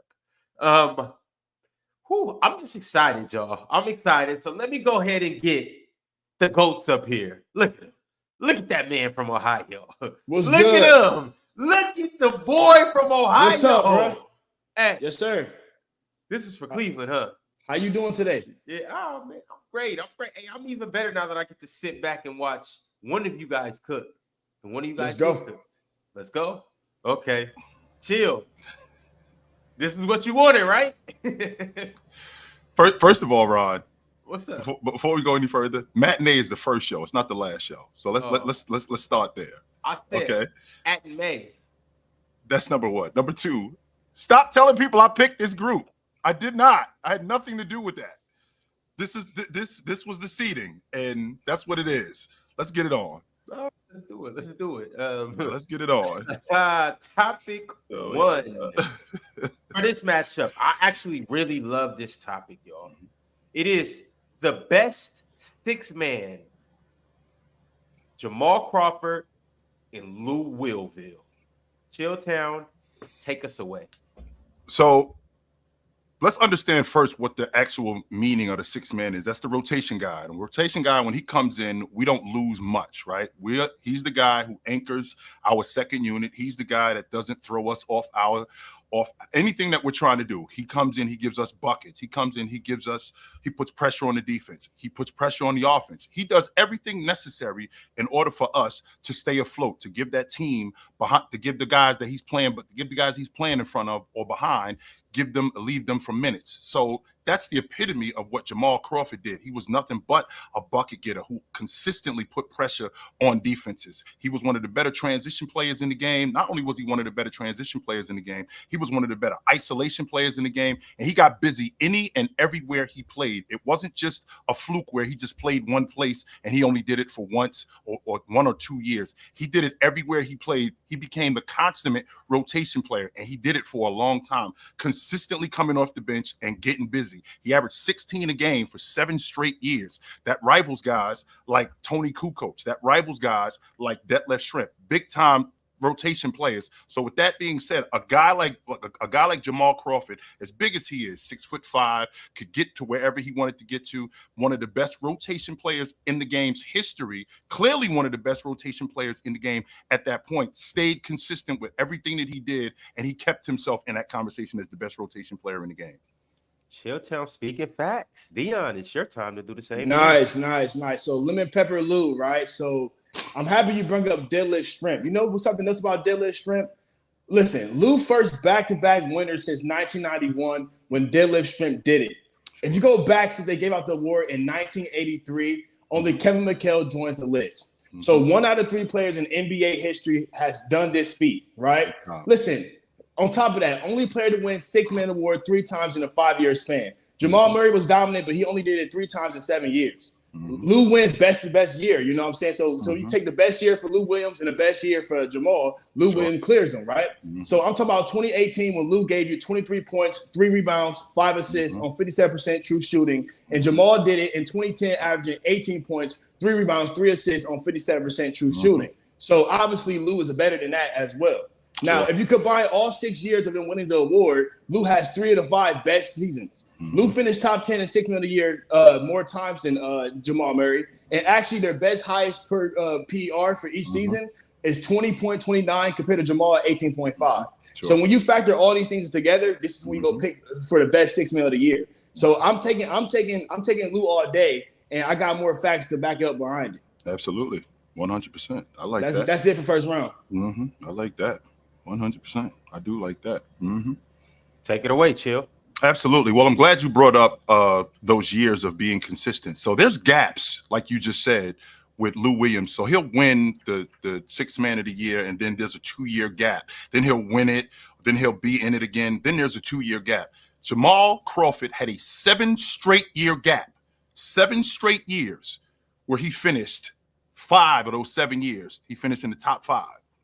Right? 5 of those 7 years he finished in. I'm sorry, I take that back. He finished in the top 3 in sixth man of the year. That rival, that's better than Ricky Pierce. That's better than Manu Ginobili, who was considered the best rotation player in NBA history. That's better than Detlef Schrempf. That's better than Lou Williams, who at 26 years old, by the way, I'm winning sixth man of the year while you are in your prime. You're 25, 26 years old. I'm winning sixth man of the year and consistently in it every year. You're talking about being a 22 or 23 games a game scorer. Just so you know, Lou Williams during that 7-year stretch, He averaged 15 a game. I averaged 16 a game. Not only did I average 16 a game, I did that also in the playoffs. So my numbers didn't really fall off very much. So when we're talking about a guy in terms of consistency and consistently being the best rotation player in the game, I was absolutely at the top of the list because every time when I stepped on the floor, I did everything necessary. So when you're talking about a guy in Lou Williams at age 26, he's not winning Sixth Man of the Year. 26, I'm giving Dwayne Wade 52 as a New York Knick. But now I'm a consistent rotation player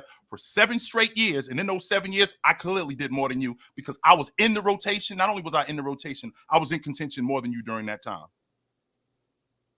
Right. So when you look at it, they both finished top 5 6 times. They break even. You know what I'm saying? Lou Williams did it in less years, like I already said. 5 years, 3 times in 5 years. It's better than 3 times in 7 years. So, I mean, at his peak in his prime, he was dominating more. Now, listen, Lou actually can run the offense better in pick and roll. I like him in catch and shoot situation a lot better than Jamal Murray. Lou actually pushes the pace, looking for other defenders on the break, not just shot chucking like Jamal Murray. I'd rather have a guy that's going to have a lower assist turnover ratio. Mind you, my guy is just as productive as your guy in 5 less minutes per game, right? Lou being one of the best, baiters, putting teams in situations down the stretch, in foul trouble, what I'm saying? That helps your team than more than it helps than it hurts it, right? So when I'm looking at it, they didn't just change the rules because of James Harden, right? They changed the rules for Lou Williams as well during that time period. He was a big factor in that. What I'm saying? Lou actually knows when a big man's in foul trouble, makes him one of the highest IQ players on the offensive end. Now, you can keep Lou, down the stretch while most of the teams take their 6-man out down the stretch. So what I mean by that is Lou Williams played a lot of minutes down the stretch in the fourth quarter when guys like Jamal Murray actually gets benched. A lot of teams come out and they put their starting 5 in the game. When it comes to Lou Williams, he's actually super efficient to the point that you can keep him in games down the stretch. So Lou Williams is just a better fit overall for a team, and it produces more winning as well. So you fight that, Chill? Absolutely, I do, because the teams that I was on was in the playoffs. Not only were the teams that I was on in the playoffs, my production showed why we were going to be in the playoffs. Like I just said, my game travels everywhere. And to your point, when you said 3 times in 7 years, I was in the top 3 in 6th Man of the Year 5 times in 7 years. That's not my opinion. That's a fact. 5 times in 7 years. 7 straight years, I was in the top 10. And 7 times in 7 years, I was in top 10 and 6th Man of the Year. You can't say that.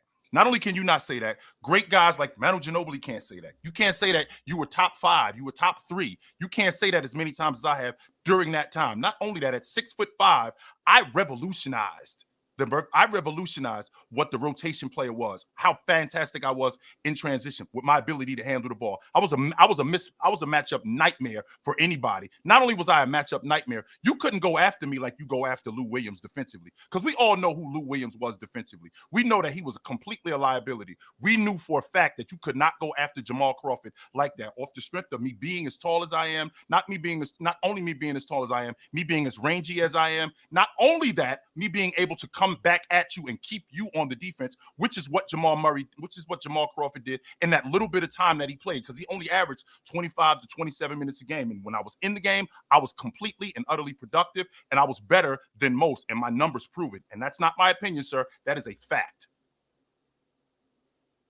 Dion. That's actually not a fact. Jamal Murray, okay, so I'm glad you brought up playoffs. Let's talk about Jamal Murray versus Lou. 6 times Jamal Murray shot under 40%. Crawford, you know what I'm saying? Crawford. Yeah, my fault. Jamal Crawford. I'm sorry about that. 6 times Jamal Crawford shot under 40% from the field. Listen, everything goes down from points to assists in the playoffs for Jamal Crawford. Also, his minutes reducing by 5 minutes a game. His overall impact is just not there, and this tells me everything I need to know in crucial situations for Jamal. Listen, his poor decision-making and unwilling ability to pass the ball makes him a negative on the floor. Let's talk about 2014 OKC versus the Clippers when Jamal shot them out the gym. Listen, shooting poorly is in must-win games. 31% from the field, 43% from the field, 37% from the field. Taking 22 shots for only 19 points is crazy work. On top of the fact that he's a garbage defender and playmaker, what other vibe does he bring on the floor compared to Lou Williams in 2019? Against the Warriors, one of the best defensive teams in the league. He averaged 22 points on 8 assists and quickly became one of the best offensive players inside of that series. You know what I'm saying? This is after the trade that they had, with Tobias Harris during that midseason. Lou Williams actually stepped up to the plate and became one of their best offensive players for the entire stretch. And at that time period, not that many teams was taking that Warriors team to 6 games. You know what I'm saying? And Lou Williams was clearly by far the best offensive player in that series. So at the end of the day, bro, Lou Williams has shown you that he's more resilient and can get it done better. He can actually give you assists with what Jamal Murray can't do. Let's run these polls, baby. Put it up. Put up the time. And you guys take the time out of your schedule to go ahead and go over there and vote. All we need you guys to do is vote. But don't just vote based on who you like more. Don't vote based on whose name you think is more glamorous. Don't vote based on whose glasses you like more. Don't vote based on whose cameras you think look better, or who has the better background, or ultimately who you just feel like sounded the best. You get over there and vote based on who made the more compelling points. Ladies and gentlemen, the PCL is a debate league, an NBA debate league. And your job as the chat, being the ones who determine who wins this, is to vote based on who makes the better debates, the better points, the better arguments, who uses stats to be in the chat. I got to tell you, it took me, I had to practice, Dion, because you said it like 4 or 5 times. Because I kept saying Jamal Murray, too, when I was going over my notes. I kept saying Jamal. I was like, now, not Jamal how many Murray, times did I Jamal. just say that? Like 5 or 6. But I was saying it like 6 or 7 times, to be honest with you, because it's not Jamal Murray. This is Jamal Crawford, not Jamal. Stop saying Jamal Murray. Yeah. It's not Jamal Murray. That's Jamal Crawford. Stop saying that. Because I had to keep going over it in my head because I kept saying Jamal Murray. I'm like, no, Jamal Murray plays for Denver. So yeah. Here we go. We got about 5 more seconds for you guys to hurry up and get these votes in. And it's looking like, Chill, you have taken topic 1 with 60% of the votes. But as you guys know, the live vote isn't the end all be all. If you're watching the video right now and it's not live, get in there and let us know at the end of this debate, who do you think won this debate and the previous 2 debates as well, Haize versus Jack Cote and Big Ox versus Elder Rufus. But now it's time for us to get to topic number 2. And we have the 80s Lakers versus the 90s Bulls. Which dynasty was in fact more impressive? 80s Lakers, 90s Bulls. Dion from Ohio. Let us hear it. All right, so 6 championships to 5. But, how you get them is the most important story, right? So Bulls three-peated, twice in 8 years. 6 championships in 8 years. Haven't been done since Bill Russell. Haven't been done since the NBA merger. Only been done other one time with a three-peat since the Bulls is Kobe, Shaq, and that's it, right? So do you actually know how many great teams there's been since the Bulls? I'm talking Warriors, Miami, Spurs. None of these teams three-peated. Listen, the Bulls did it twice. The dominance of the Bulls needs to be studied. From 1990 to 1999, the Bulls only lost a total of 246 games.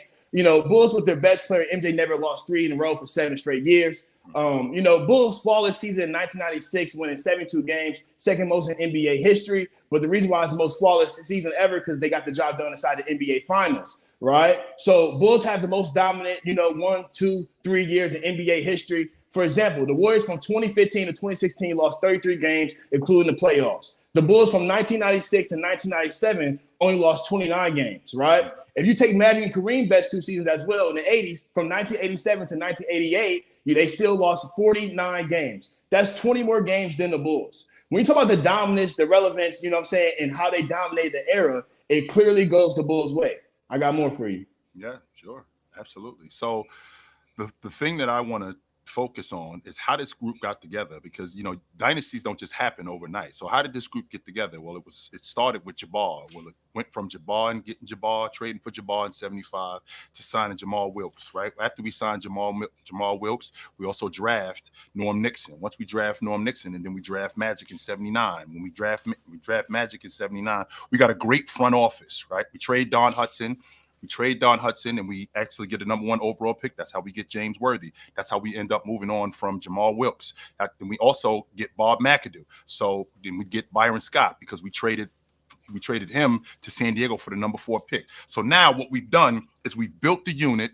We've built the unit that's fantastic. Now all we have to do is put this whole thing together. And how do we put this whole thing together? When we get Magic, we're now a team that's playing even faster. Because before Magic shows up, we're outside the top 10 in pace in the league. Once we get Magic, now we're playing faster. Something that Jabbar objected to initially because Jabbar didn't want to play like that. But once he got on board, we became a faster team. In the process of us becoming a faster team, we became an even more relevant team because we weren't nearly as relevant back then as we were today. So now what we're doing is we're just basically running up the score, and we're one of the fastest teams. And what it's leading to more wins. Not only is it leading to more wins, it's leading to championships, which we are now doing, which we weren't doing back then. And as the league is getting better, we're getting better. And what Magic did was he prolonged also Jabbar's career. Round 2, Dion. Let's do it. You can put the building blocks together as much as you can, but my building stands higher at this point. You know what I'm saying? Listen, the Bulls own their era. The Lakers show, you know what I'm saying, they share their era with Boston. You know what I'm saying? Boston wins 3 championships in their era while beating the Lakers in one of them. Compared to 6 championships, and only 2 people to win in their era that had the most was the Rockets winning 2. Listen, when we think of the 90s, we think of the Bulls, not the Rockets. When you think of the 80s, you think of the Boston Celtics and the Lakers. You think of Magic Johnson and Larry Bird. And honestly, who knows? If Jordan stays, they might have 8 championships. Listen, Bulls ran their era. 2 3-year droughts for all teams inside the NBA. So 2 times for 3 straight years, no other team sniffed a championship at all inside of the NBA. So let's talk about that. And listen, if the Bulls, in the finals, if they're in the finals, it equivalents to a championship. So if the Bulls are finally in the finals, it's a championship. Lakers lost 3 times inside of the 80s alone. From 1991 to 1998, the Bulls only lost 2 playoff series, 26-2 during that time period. So the 90 Bulls have, 119 of the 187 wins in Bulls playoff history. So out of playoff history, they got 187 wins. The Bulls in the 90s won 119 of those games. So listen, the Bulls dominate their opponents. They're more hungry. They're getting it done more. They're not losing. They have more championships. They obviously cleared the 80s Lakers. I love that, Dion, because when you bring up now we've got the construction of the unit. So now let's talk about numbers, right? Let's talk about the fact that from 1980 to 1989, the Los Angeles Lakers won 591 games. I'm not sure how your math works. That's on average 60 games. That's on average 59 games per season for 9 straight years. 5 years, in 5 of those 9 years that they were in the decade, they won 60 games.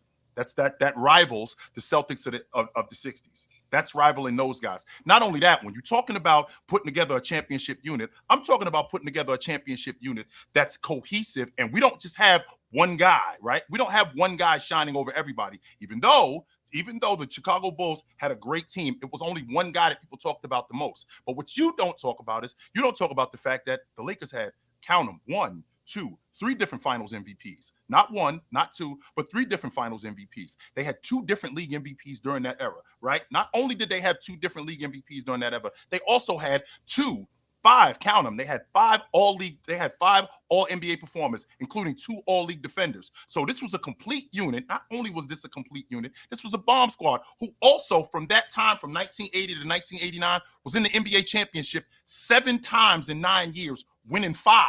7 times in 9 years, winning 5. That means that only twice in the decade, we weren't in the NBA championship. And not only were we not in the NBA championship, one of them because Magic got injured. Other than that, we ran the decade. There's nobody else that can say that they did what we did. Nobody. Other than the Bulls. And I'm happy that you brought up the fact that, you brought up that they was 2 of the 5 best players. Who did the Lakers play in the West? Who did they play in the West? Okay, so while their competition, who's in the finals, that's pretty decent. But who do they play inside of the West? This is by far the weakest, this is by far the weakest conference in NBA history and by far the weakest West Conference in NBA history. Listen, out of the top 5 players in the 80s, 3 of them was inside of the East. The other 2 was on the same team, the guys that you mentioned, Magic Johnson and Kareem. Julius Erving, Bird, Moses, all competed inside the East. While the Lakers play garbage. MVPs come out of the West outside of the Lakers. We have Moses, MJ, Irving, Larry Bird, all winning MVPs inside the East. The one MVP that was won inside the West was Moses, and he literally went into the East that same exact that next year. So like he doesn't even actually count. Listen, 6 out of the 10 what's called teams in the all so out of all 10 years, if you count all the all NBA players, 6 of them had more players inside of the East than the West. So out of the last 10 years, all NBA players, it goes into the East. So another thing that they didn't play. My point is, you know what I'm saying, with us, you know, the Bulls, they had to stop teams like the Cavaliers, you know what I'm saying, the Pistons, the Pacers, the Knicks from winning a championship, you know what I'm saying? So not only did they have competition inside of the Eastern Conference, they also had competition inside of the finals, you know what I'm saying? And with all that competition adversity, they still pulled out 6 championships more than what you did with all the teamwork of the team that you're talking about. I'm glad you brought up there's a reason why when you're the best team, you see the kind of competition that you see early. So you talk about how weak the Western Conference was. I'm surprised you didn't bring up the fact that your Chicago Bulls in the first 3 years, they got to see the Miami Heat in round 1, 6 games under 500. They got to see teams like the New York Knicks in round 1, 4 games under 500. These are the teams that they're seeing on their way to the NBA Finals. And then they run into a Los Angeles Lakers team, no Jabbar. Magic was no Jabbar. James Worthy was hurt. Not only was James Worthy hurt, Byron Scott. Meanwhile, the Lakers got to deal with Doc. They got to deal with Moses. Not only do they have to deal with Doc and Moses, they got to deal with Larry Bird. They got to deal with Hakeem Olajuwon and Ralph Sampson. And they're beating those teams, by the way, right? They're beating these teams. But in the process of them beating them, they ended up losing the 86. But previous to that, on a fluke shot, previous to that, these are the teams that they're ending up having to see in the Western Conference. And with them seeing them, they dominated the West. That's not my fault. That's not my fault that early on, these are the teams that we got to see. Well, that's the price you pay for being the best team in the Western Conference, just like it's the price you pay for being the best team in the Eastern Conference, because when you're the best team, you're going to see the weaker competition early, which is what your team had to do. We didn't have to worry about that because what we did was we wiped the floor with everybody. When we know for a fact that we're going to be in the NBA Finals every year off the strength of what we did during the regular season, like I just mentioned, 59 wins on average for 9 straight years. 5 years of winning 60 games, that's a dynasty. And there's nobody who can argue that. Run the polls, run the time. And this is good shit, fellas. This is good stuff. I'm not going to lie. Like, you guys are both really cooking right now. Chat, I know you guys are with me right now. This is amazing, fellas. I'm liking what I'm hearing, liking what I'm seeing. And the polls are up, so we need you guys to get over here and choose who won round 2. Not based off which dynasty you like the most, but based off who made the more compelling points. Chill and Dion from Ohio are putting on a masterclass right now. And quite frankly, I'm enjoying it. And with that being said, y'all, we will not start round 3 until you guys get us up to 140 likes. So I swear we'll sit here and just all look at each other. You know what? I'll read a novel to you guys. How about we do that? Let's play Kentucky Woman.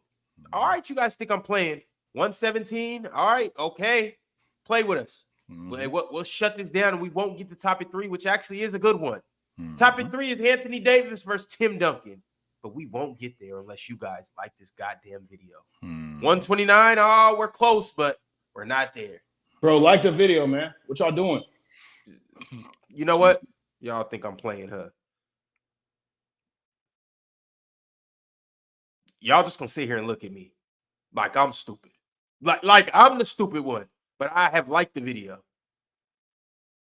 All right, 149. All right, y'all got some sense. Yeah, I got a little sense. All right, because I'm trying to get to round 3 too. So let's do it. Let's have some fun. Like the video from Alan L. L host, L Ox, L Allen L, but dub debate. Let's do it, y'all. We got round 3 of this highly touted debate between Dion from Ohio versus Chilltown Hoops. Anthony Davis versus Tim Duncan. Chill, it's going to be on you. Which of these power forwards had the greater impact on a single basketball game? Meaning, which one of these guys impacts a game more than the other? Chill, your time will start when you do. Well, we can start the conversation with how much of a chameleon Tim Duncan is. So the fact that he came into the game as a 5-man and had to move over to the 4 spot and get acclimated to playing the 4 spot, that was completely different than what he was used to. So now I got to play a little bit different. I'm normally the guy that they're running the offense through. I'm normally the guy rim protecting. Now I got to do something different because I'm playing beside another big guy. When I'm playing beside another big guy who's also dominant, I got to make room for him. I got to make space for him. So in the process of me doing that, that's a difficult transition, but I'm able to make the transition. How do you know I'm able to make the transition? Because the first year that I'm there, I'm an elite player. I'm making the all-league defensive team. I'm making first team all-NBA. Why? Because I'm taking advantage of smaller guys who play the 4 because I'm bigger. I'm taking advantage of those guys when I'm stepping out 15 feet away from the basket. I'm stepping out 17 feet away from the basket. Even though my game might be vanilla to other people, it's not vanilla to me. And it's not only not vanilla to me, it's not vanilla to the competition. They hate it because I'm making bank shots. I'm making running hooks, and they have no idea how to stop me because at 7 feet, at 6'11", they haven't seen a power forward like me. So because they haven't seen a power forward like me, who also defends at a high level, soon as I step into the game, not only soon as I step into the game, as I'm consistently playing the game, I defend at a high level. I score at a high level. I do what is necessary in order for us to win. And when I do what's necessary in order for us to win, we win championships. And I've proven that over the course of my career more than once, more than twice, more than 3 times. Dion, talk to us. Yeah, I mean, okay, so first I'm going to start with offense, bro, because that's what I'm going to start with. You know, everything that you said Tim Duncan does, AD does better. You know, AD is more impactful on a game-to-game basis, right? AD's a better scorer. AD 26 points per game to 21 for Duncan. AD's more efficient. AD has a better field goal percentage, 54 to Duncan's 50%. AD has better splits across the board. He's better free throw shooter, 84% to 68%. Tim Duncan is a liability from the free throw line. You guys don't talk about that enough. He's garbage from the three-point line. He shoots 68% from the three-point line. On top of that, Duncan is garbage as the free throw shooter, which AD is not. AD is one of the best big man free throw shooters of all time. AD clears Duncan in three-point shooting. He's a better finisher. He's around the basket. He's better than him. 4 years that AD had over 60% true shooting, while Duncan only had one of those years. Tim Duncan actually has the same true shooting percentage as Kobe Bryant, but Kobe actually shoots threes while Duncan's a big man. AD's more mobile than Duncan. AD's better in the pick and roll. AD has a better handle than Duncan. AD's better scorer than Duncan down the stretch. Tim Duncan only averages 3.2 points in the fourth quarter compared to Anthony Davis 6 points in the fourth quarter. When you look at this, AD just does everything on the floor better than Tim Duncan. Only thing you can say Tim Duncan does better than AD is maybe the mid-range shot. And how effective is that? So at the end of the day, when you look at Anthony Davis, he's a better shooter. He got better splits. He can shoot from the free throw line better.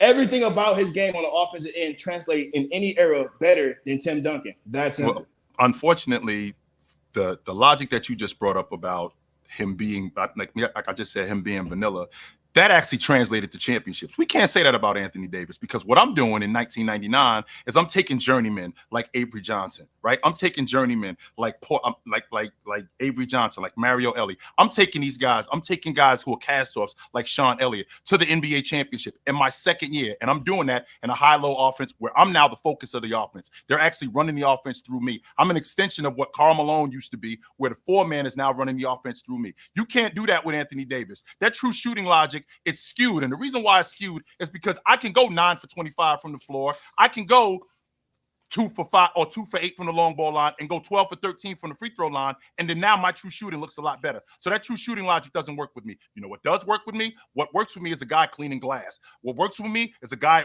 rim protecting. What works with me is a guy being a lockdown defender. What works with me is a guy being consistent. And what was Tim Duncan? Tim Duncan was consistent. We're talking about a dude 7 times in 10 years was top 10 in defensive player of the year, right? We're talking about a guy 4 times in 5 years, he finished top 5. He finished 1 or 2 in league MVP votes. And how was he doing that? He was doing that exactly like I just talked about, getting on the box, not just getting on the box, being out in transition, being a chameleon, because he could handle the basketball. He did whatever was necessary. If you asked him to defend, he defended. That was proven later on in his career. But if you asked him to score, that's how he was winning league MVPs too. So Tim Duncan was a chameleon more than anything. All right. So talking about chameleon, The first minute and 30 seconds, I talk about AD, how he's better than Tim Duncan on offense. Now let's talk about AD, how he's better than Tim Duncan on defense. I don't know why Chill Town keeps bringing up championships, because at the end of the day, this is about who impacts a game-to-game basis. You know what I'm saying? More. So a championship is going to, you know what I'm saying, it's going to have to wait to a team success. You know what I'm saying? As soon as AD got even a comparable teammate in LeBron James, you see what he did. He won a championship. But let's not get there. So we talk about defense, right? Tim Duncan wins if we talk about accolades. But we talk about what they can do on the floor, AD's better. AD's better rebounder than Duncan. AD actually averaged more rebounds inside the playoffs than Duncan. AD's more athletic than Duncan. AD's better defender in transition. He defends the pick and roll better. He defends the pick and pop better. AD's a better help defender and roamer. AD clears him as a switcher and can switch onto all 5 positions. Listen, AD switched to KD. AD switched to Curry and locked him up. He had his way. Sure. Some of the greatest offensive players in all 5 positions, AD locked him up. And listen, if we talk about AD just more versatile than Duncan at the end of the day, you know, Duncan's better in the post, you know, but that's about it. You know, the thing about AD is this, you know what I'm saying? He's better when he got better hands. He's better in the passing lanes. It doesn't matter what he does on defense. It's a little bit better than Tim Duncan, what he does. You know what I'm saying? Blocking, you know, steals is better. I'll give Tim Duncan an edge on blocks a little bit, but I think AD's a little bit better blocker as well. Right. We've seen AD have multiple series with 7 blocks, 5 blocks, and things of that nature. So when we look at AD, his overall impact on offense and defense, you know, he could play 1 through 5 positions on offense, and he could also play 1 through 5 positions on defense. What I mean by offense, I mean he could actually, you know, play 4 through 5. Sure, absolutely. So you just talked about Anthony Davis, his ability to switch. So Ron, you asked the question. Let's get specific. So let's talk about Game 5 of the NBA Finals, where I'm watching Tim Duncan switch onto Latrell Sprewell and get him and get him off of his rhythm and blocking shots. Let's talk about Game 6 against the Los Angeles Lakers, who they destroyed in the three-peat when he went 33-17 to end them. Let's talk about Game 6 in the NBA Finals in 2003, where he went 20-20, 20-10, and 8, and destroyed Dikembe Mutombo. Not only Dikembe Mutombo, we talking about a team in New Jersey that was in back-to-back NBA Finals. And how was he doing that? He was doing that by cleaning glass. He was doing that by switching. He was doing that by diving to the basket. He was doing that by absolutely calling out defenses. We're talking about a guy in Tim Duncan who I watched play against the Los Angeles Lakers in 2002, where he averaged almost 30 and 20, cleaning glass. They ended up losing, but averaging almost 30 and 20 as a defender, dealing with Shaq as much as he possibly could. We're talking about a guy in Tim Duncan who changed his game, so now he moves back over to the 5, and they win the NBA championship off the strength of him in 2007. Why? Because he's now a defender. He's now not only a defender, he's a glass cleaner more. Not only is he a glass cleaner more, he plays on the perimeter more. He switches more. Not only does he switch more, he's smarter. So because he's smarter, he makes those guys even better. So we're talking about a guy in Tim Duncan who's taken Manu Ginobili, who's in year 1. We're taking Tony Parker, who's in year 3, to the NBA championship off the strength of how much awesomer, how much better he is just as a defensive player. Dion, you have 1 round. Can you give me 1 round? Let's hear it. So again, AD's impact is just greater than Tim Duncan's at every level. Listen, AD's the only player in NBA history and just history of basketball to win a FIBA World Cup, an Olympic gold medal, an NCAA championship, and a title. He's the only one to ever do that. So he's a winner on all the big stages. You know what I'm saying? You know, he's been changing Cote's game plan since college. AD in 2024 can be the biggest offensive threat and also the biggest the defensive threat on any given night. Only player to make all NBA, all defensive this year, and you know the talent that was inside the league this year. You're not worried about Duncan giving you 40 points, but you're praying to God that Anthony Davis doesn't give you 40. AD just has more ways to, you know, impact the game more than Duncan. And when AD steps on the floor, you have to, you know what I'm saying, worry about a top 28 points per game scorer. Tim Duncan's not even a top 100, but AD's also a top 25 defender. AD being able to fit seamlessly with multiple coaches and teams, you know, giving the edge. AD's title with Bron, their first year, you know, together winning a championship, they gave him the ability to play with other superstars, you know, something that Tim Duncan could not do. You know, Tim Duncan actually won the bronze medal being a leader inside of the inside of the Olympics in 2004. You know what I'm saying? And inside of the crucial game, Tim Duncan had 5 fouls, you know, in 20 minutes. So I've really never seen Tim Duncan be able to be cohesive other than outside of the Spurs. You know what I'm saying? Nobody really blames him for that 2004 bronze medal, but he was 1,000% the leader of that team. Anthony Davis can fit with any superstar and can fit into any system and still be dominant. Wow. Run the polls. Wow. Hey, y'all. Woo! Hey, That was nice. That was really, really nice. I really wish I could give y'all another topic. Kudos to you guys. You guys really came prepared. You guys did your thing. Those were 3 all-star topics, but you guys made the topics better than what they really were by coming in and doing your thing, as I expected both of you guys to do.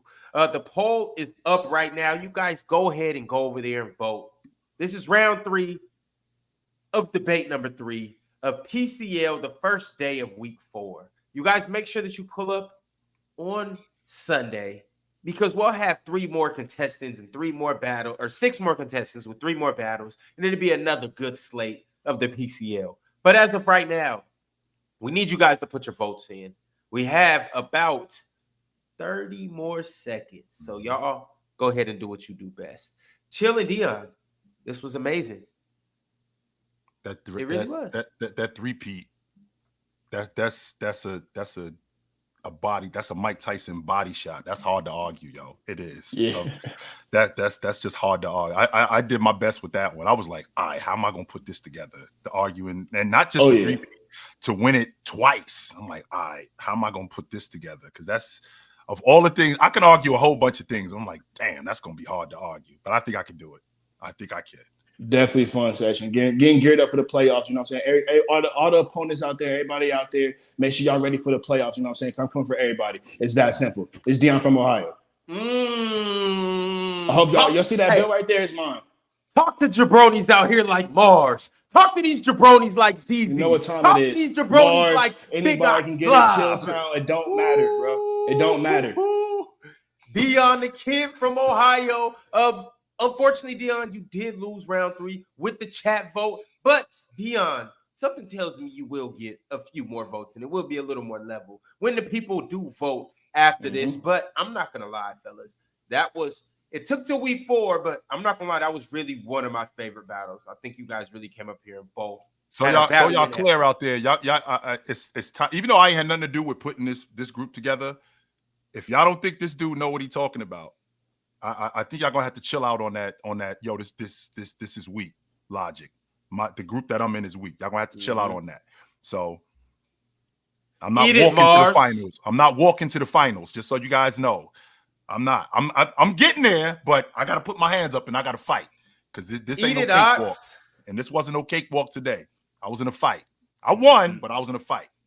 No doubt. No. Well, Chill, you technically didn't win. See, this is what you guys need to know. The live vote isn't the end-all, be-all. You guys have to vote in the comments. We will tally up every single vote from the live votes to the votes that happen after the video is not live. And at the end of week 4, which actually is this Sunday, August 18th, we will go in and we will tally up every single vote. And whoever gets the most votes in a battle technically wins that battle. And that will determine the seeding 1 through 16. Fellas, I cannot wait for the playoffs. And I just have to ask you guys, obviously, if it's not you guys that make it to the finals, who do you believe will win this whole thing? If it's not you, you can't vote on yourself. Mars is a mother, you know what?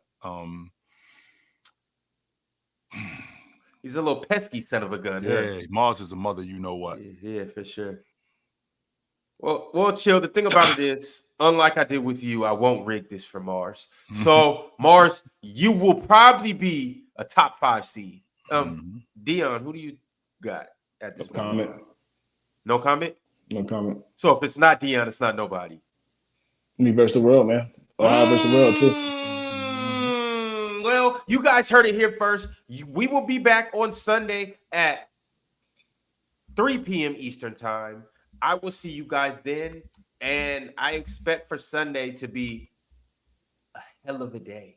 So you guys pull up for PCL on Sunday, and until then, we'll see you guys on the panel. Later, man. See y'all later. Absolutely.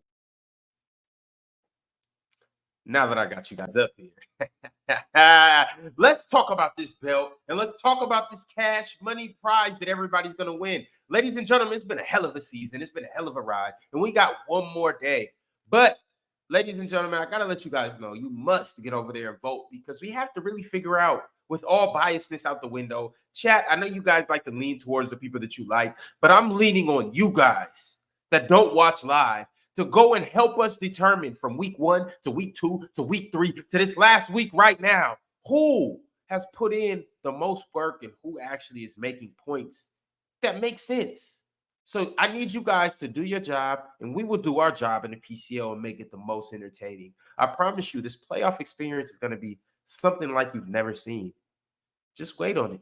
I'm telling you, I wish I could let the cat out the bag and spill the beans and all of that good stuff, but I can't let you guys know what's coming up next. All I can let you guys know is that the playoffs are going to be entertaining, and whoever wins this belt is going to go on one hell of a ride. And you guys get the chance to watch it firsthand. Until then,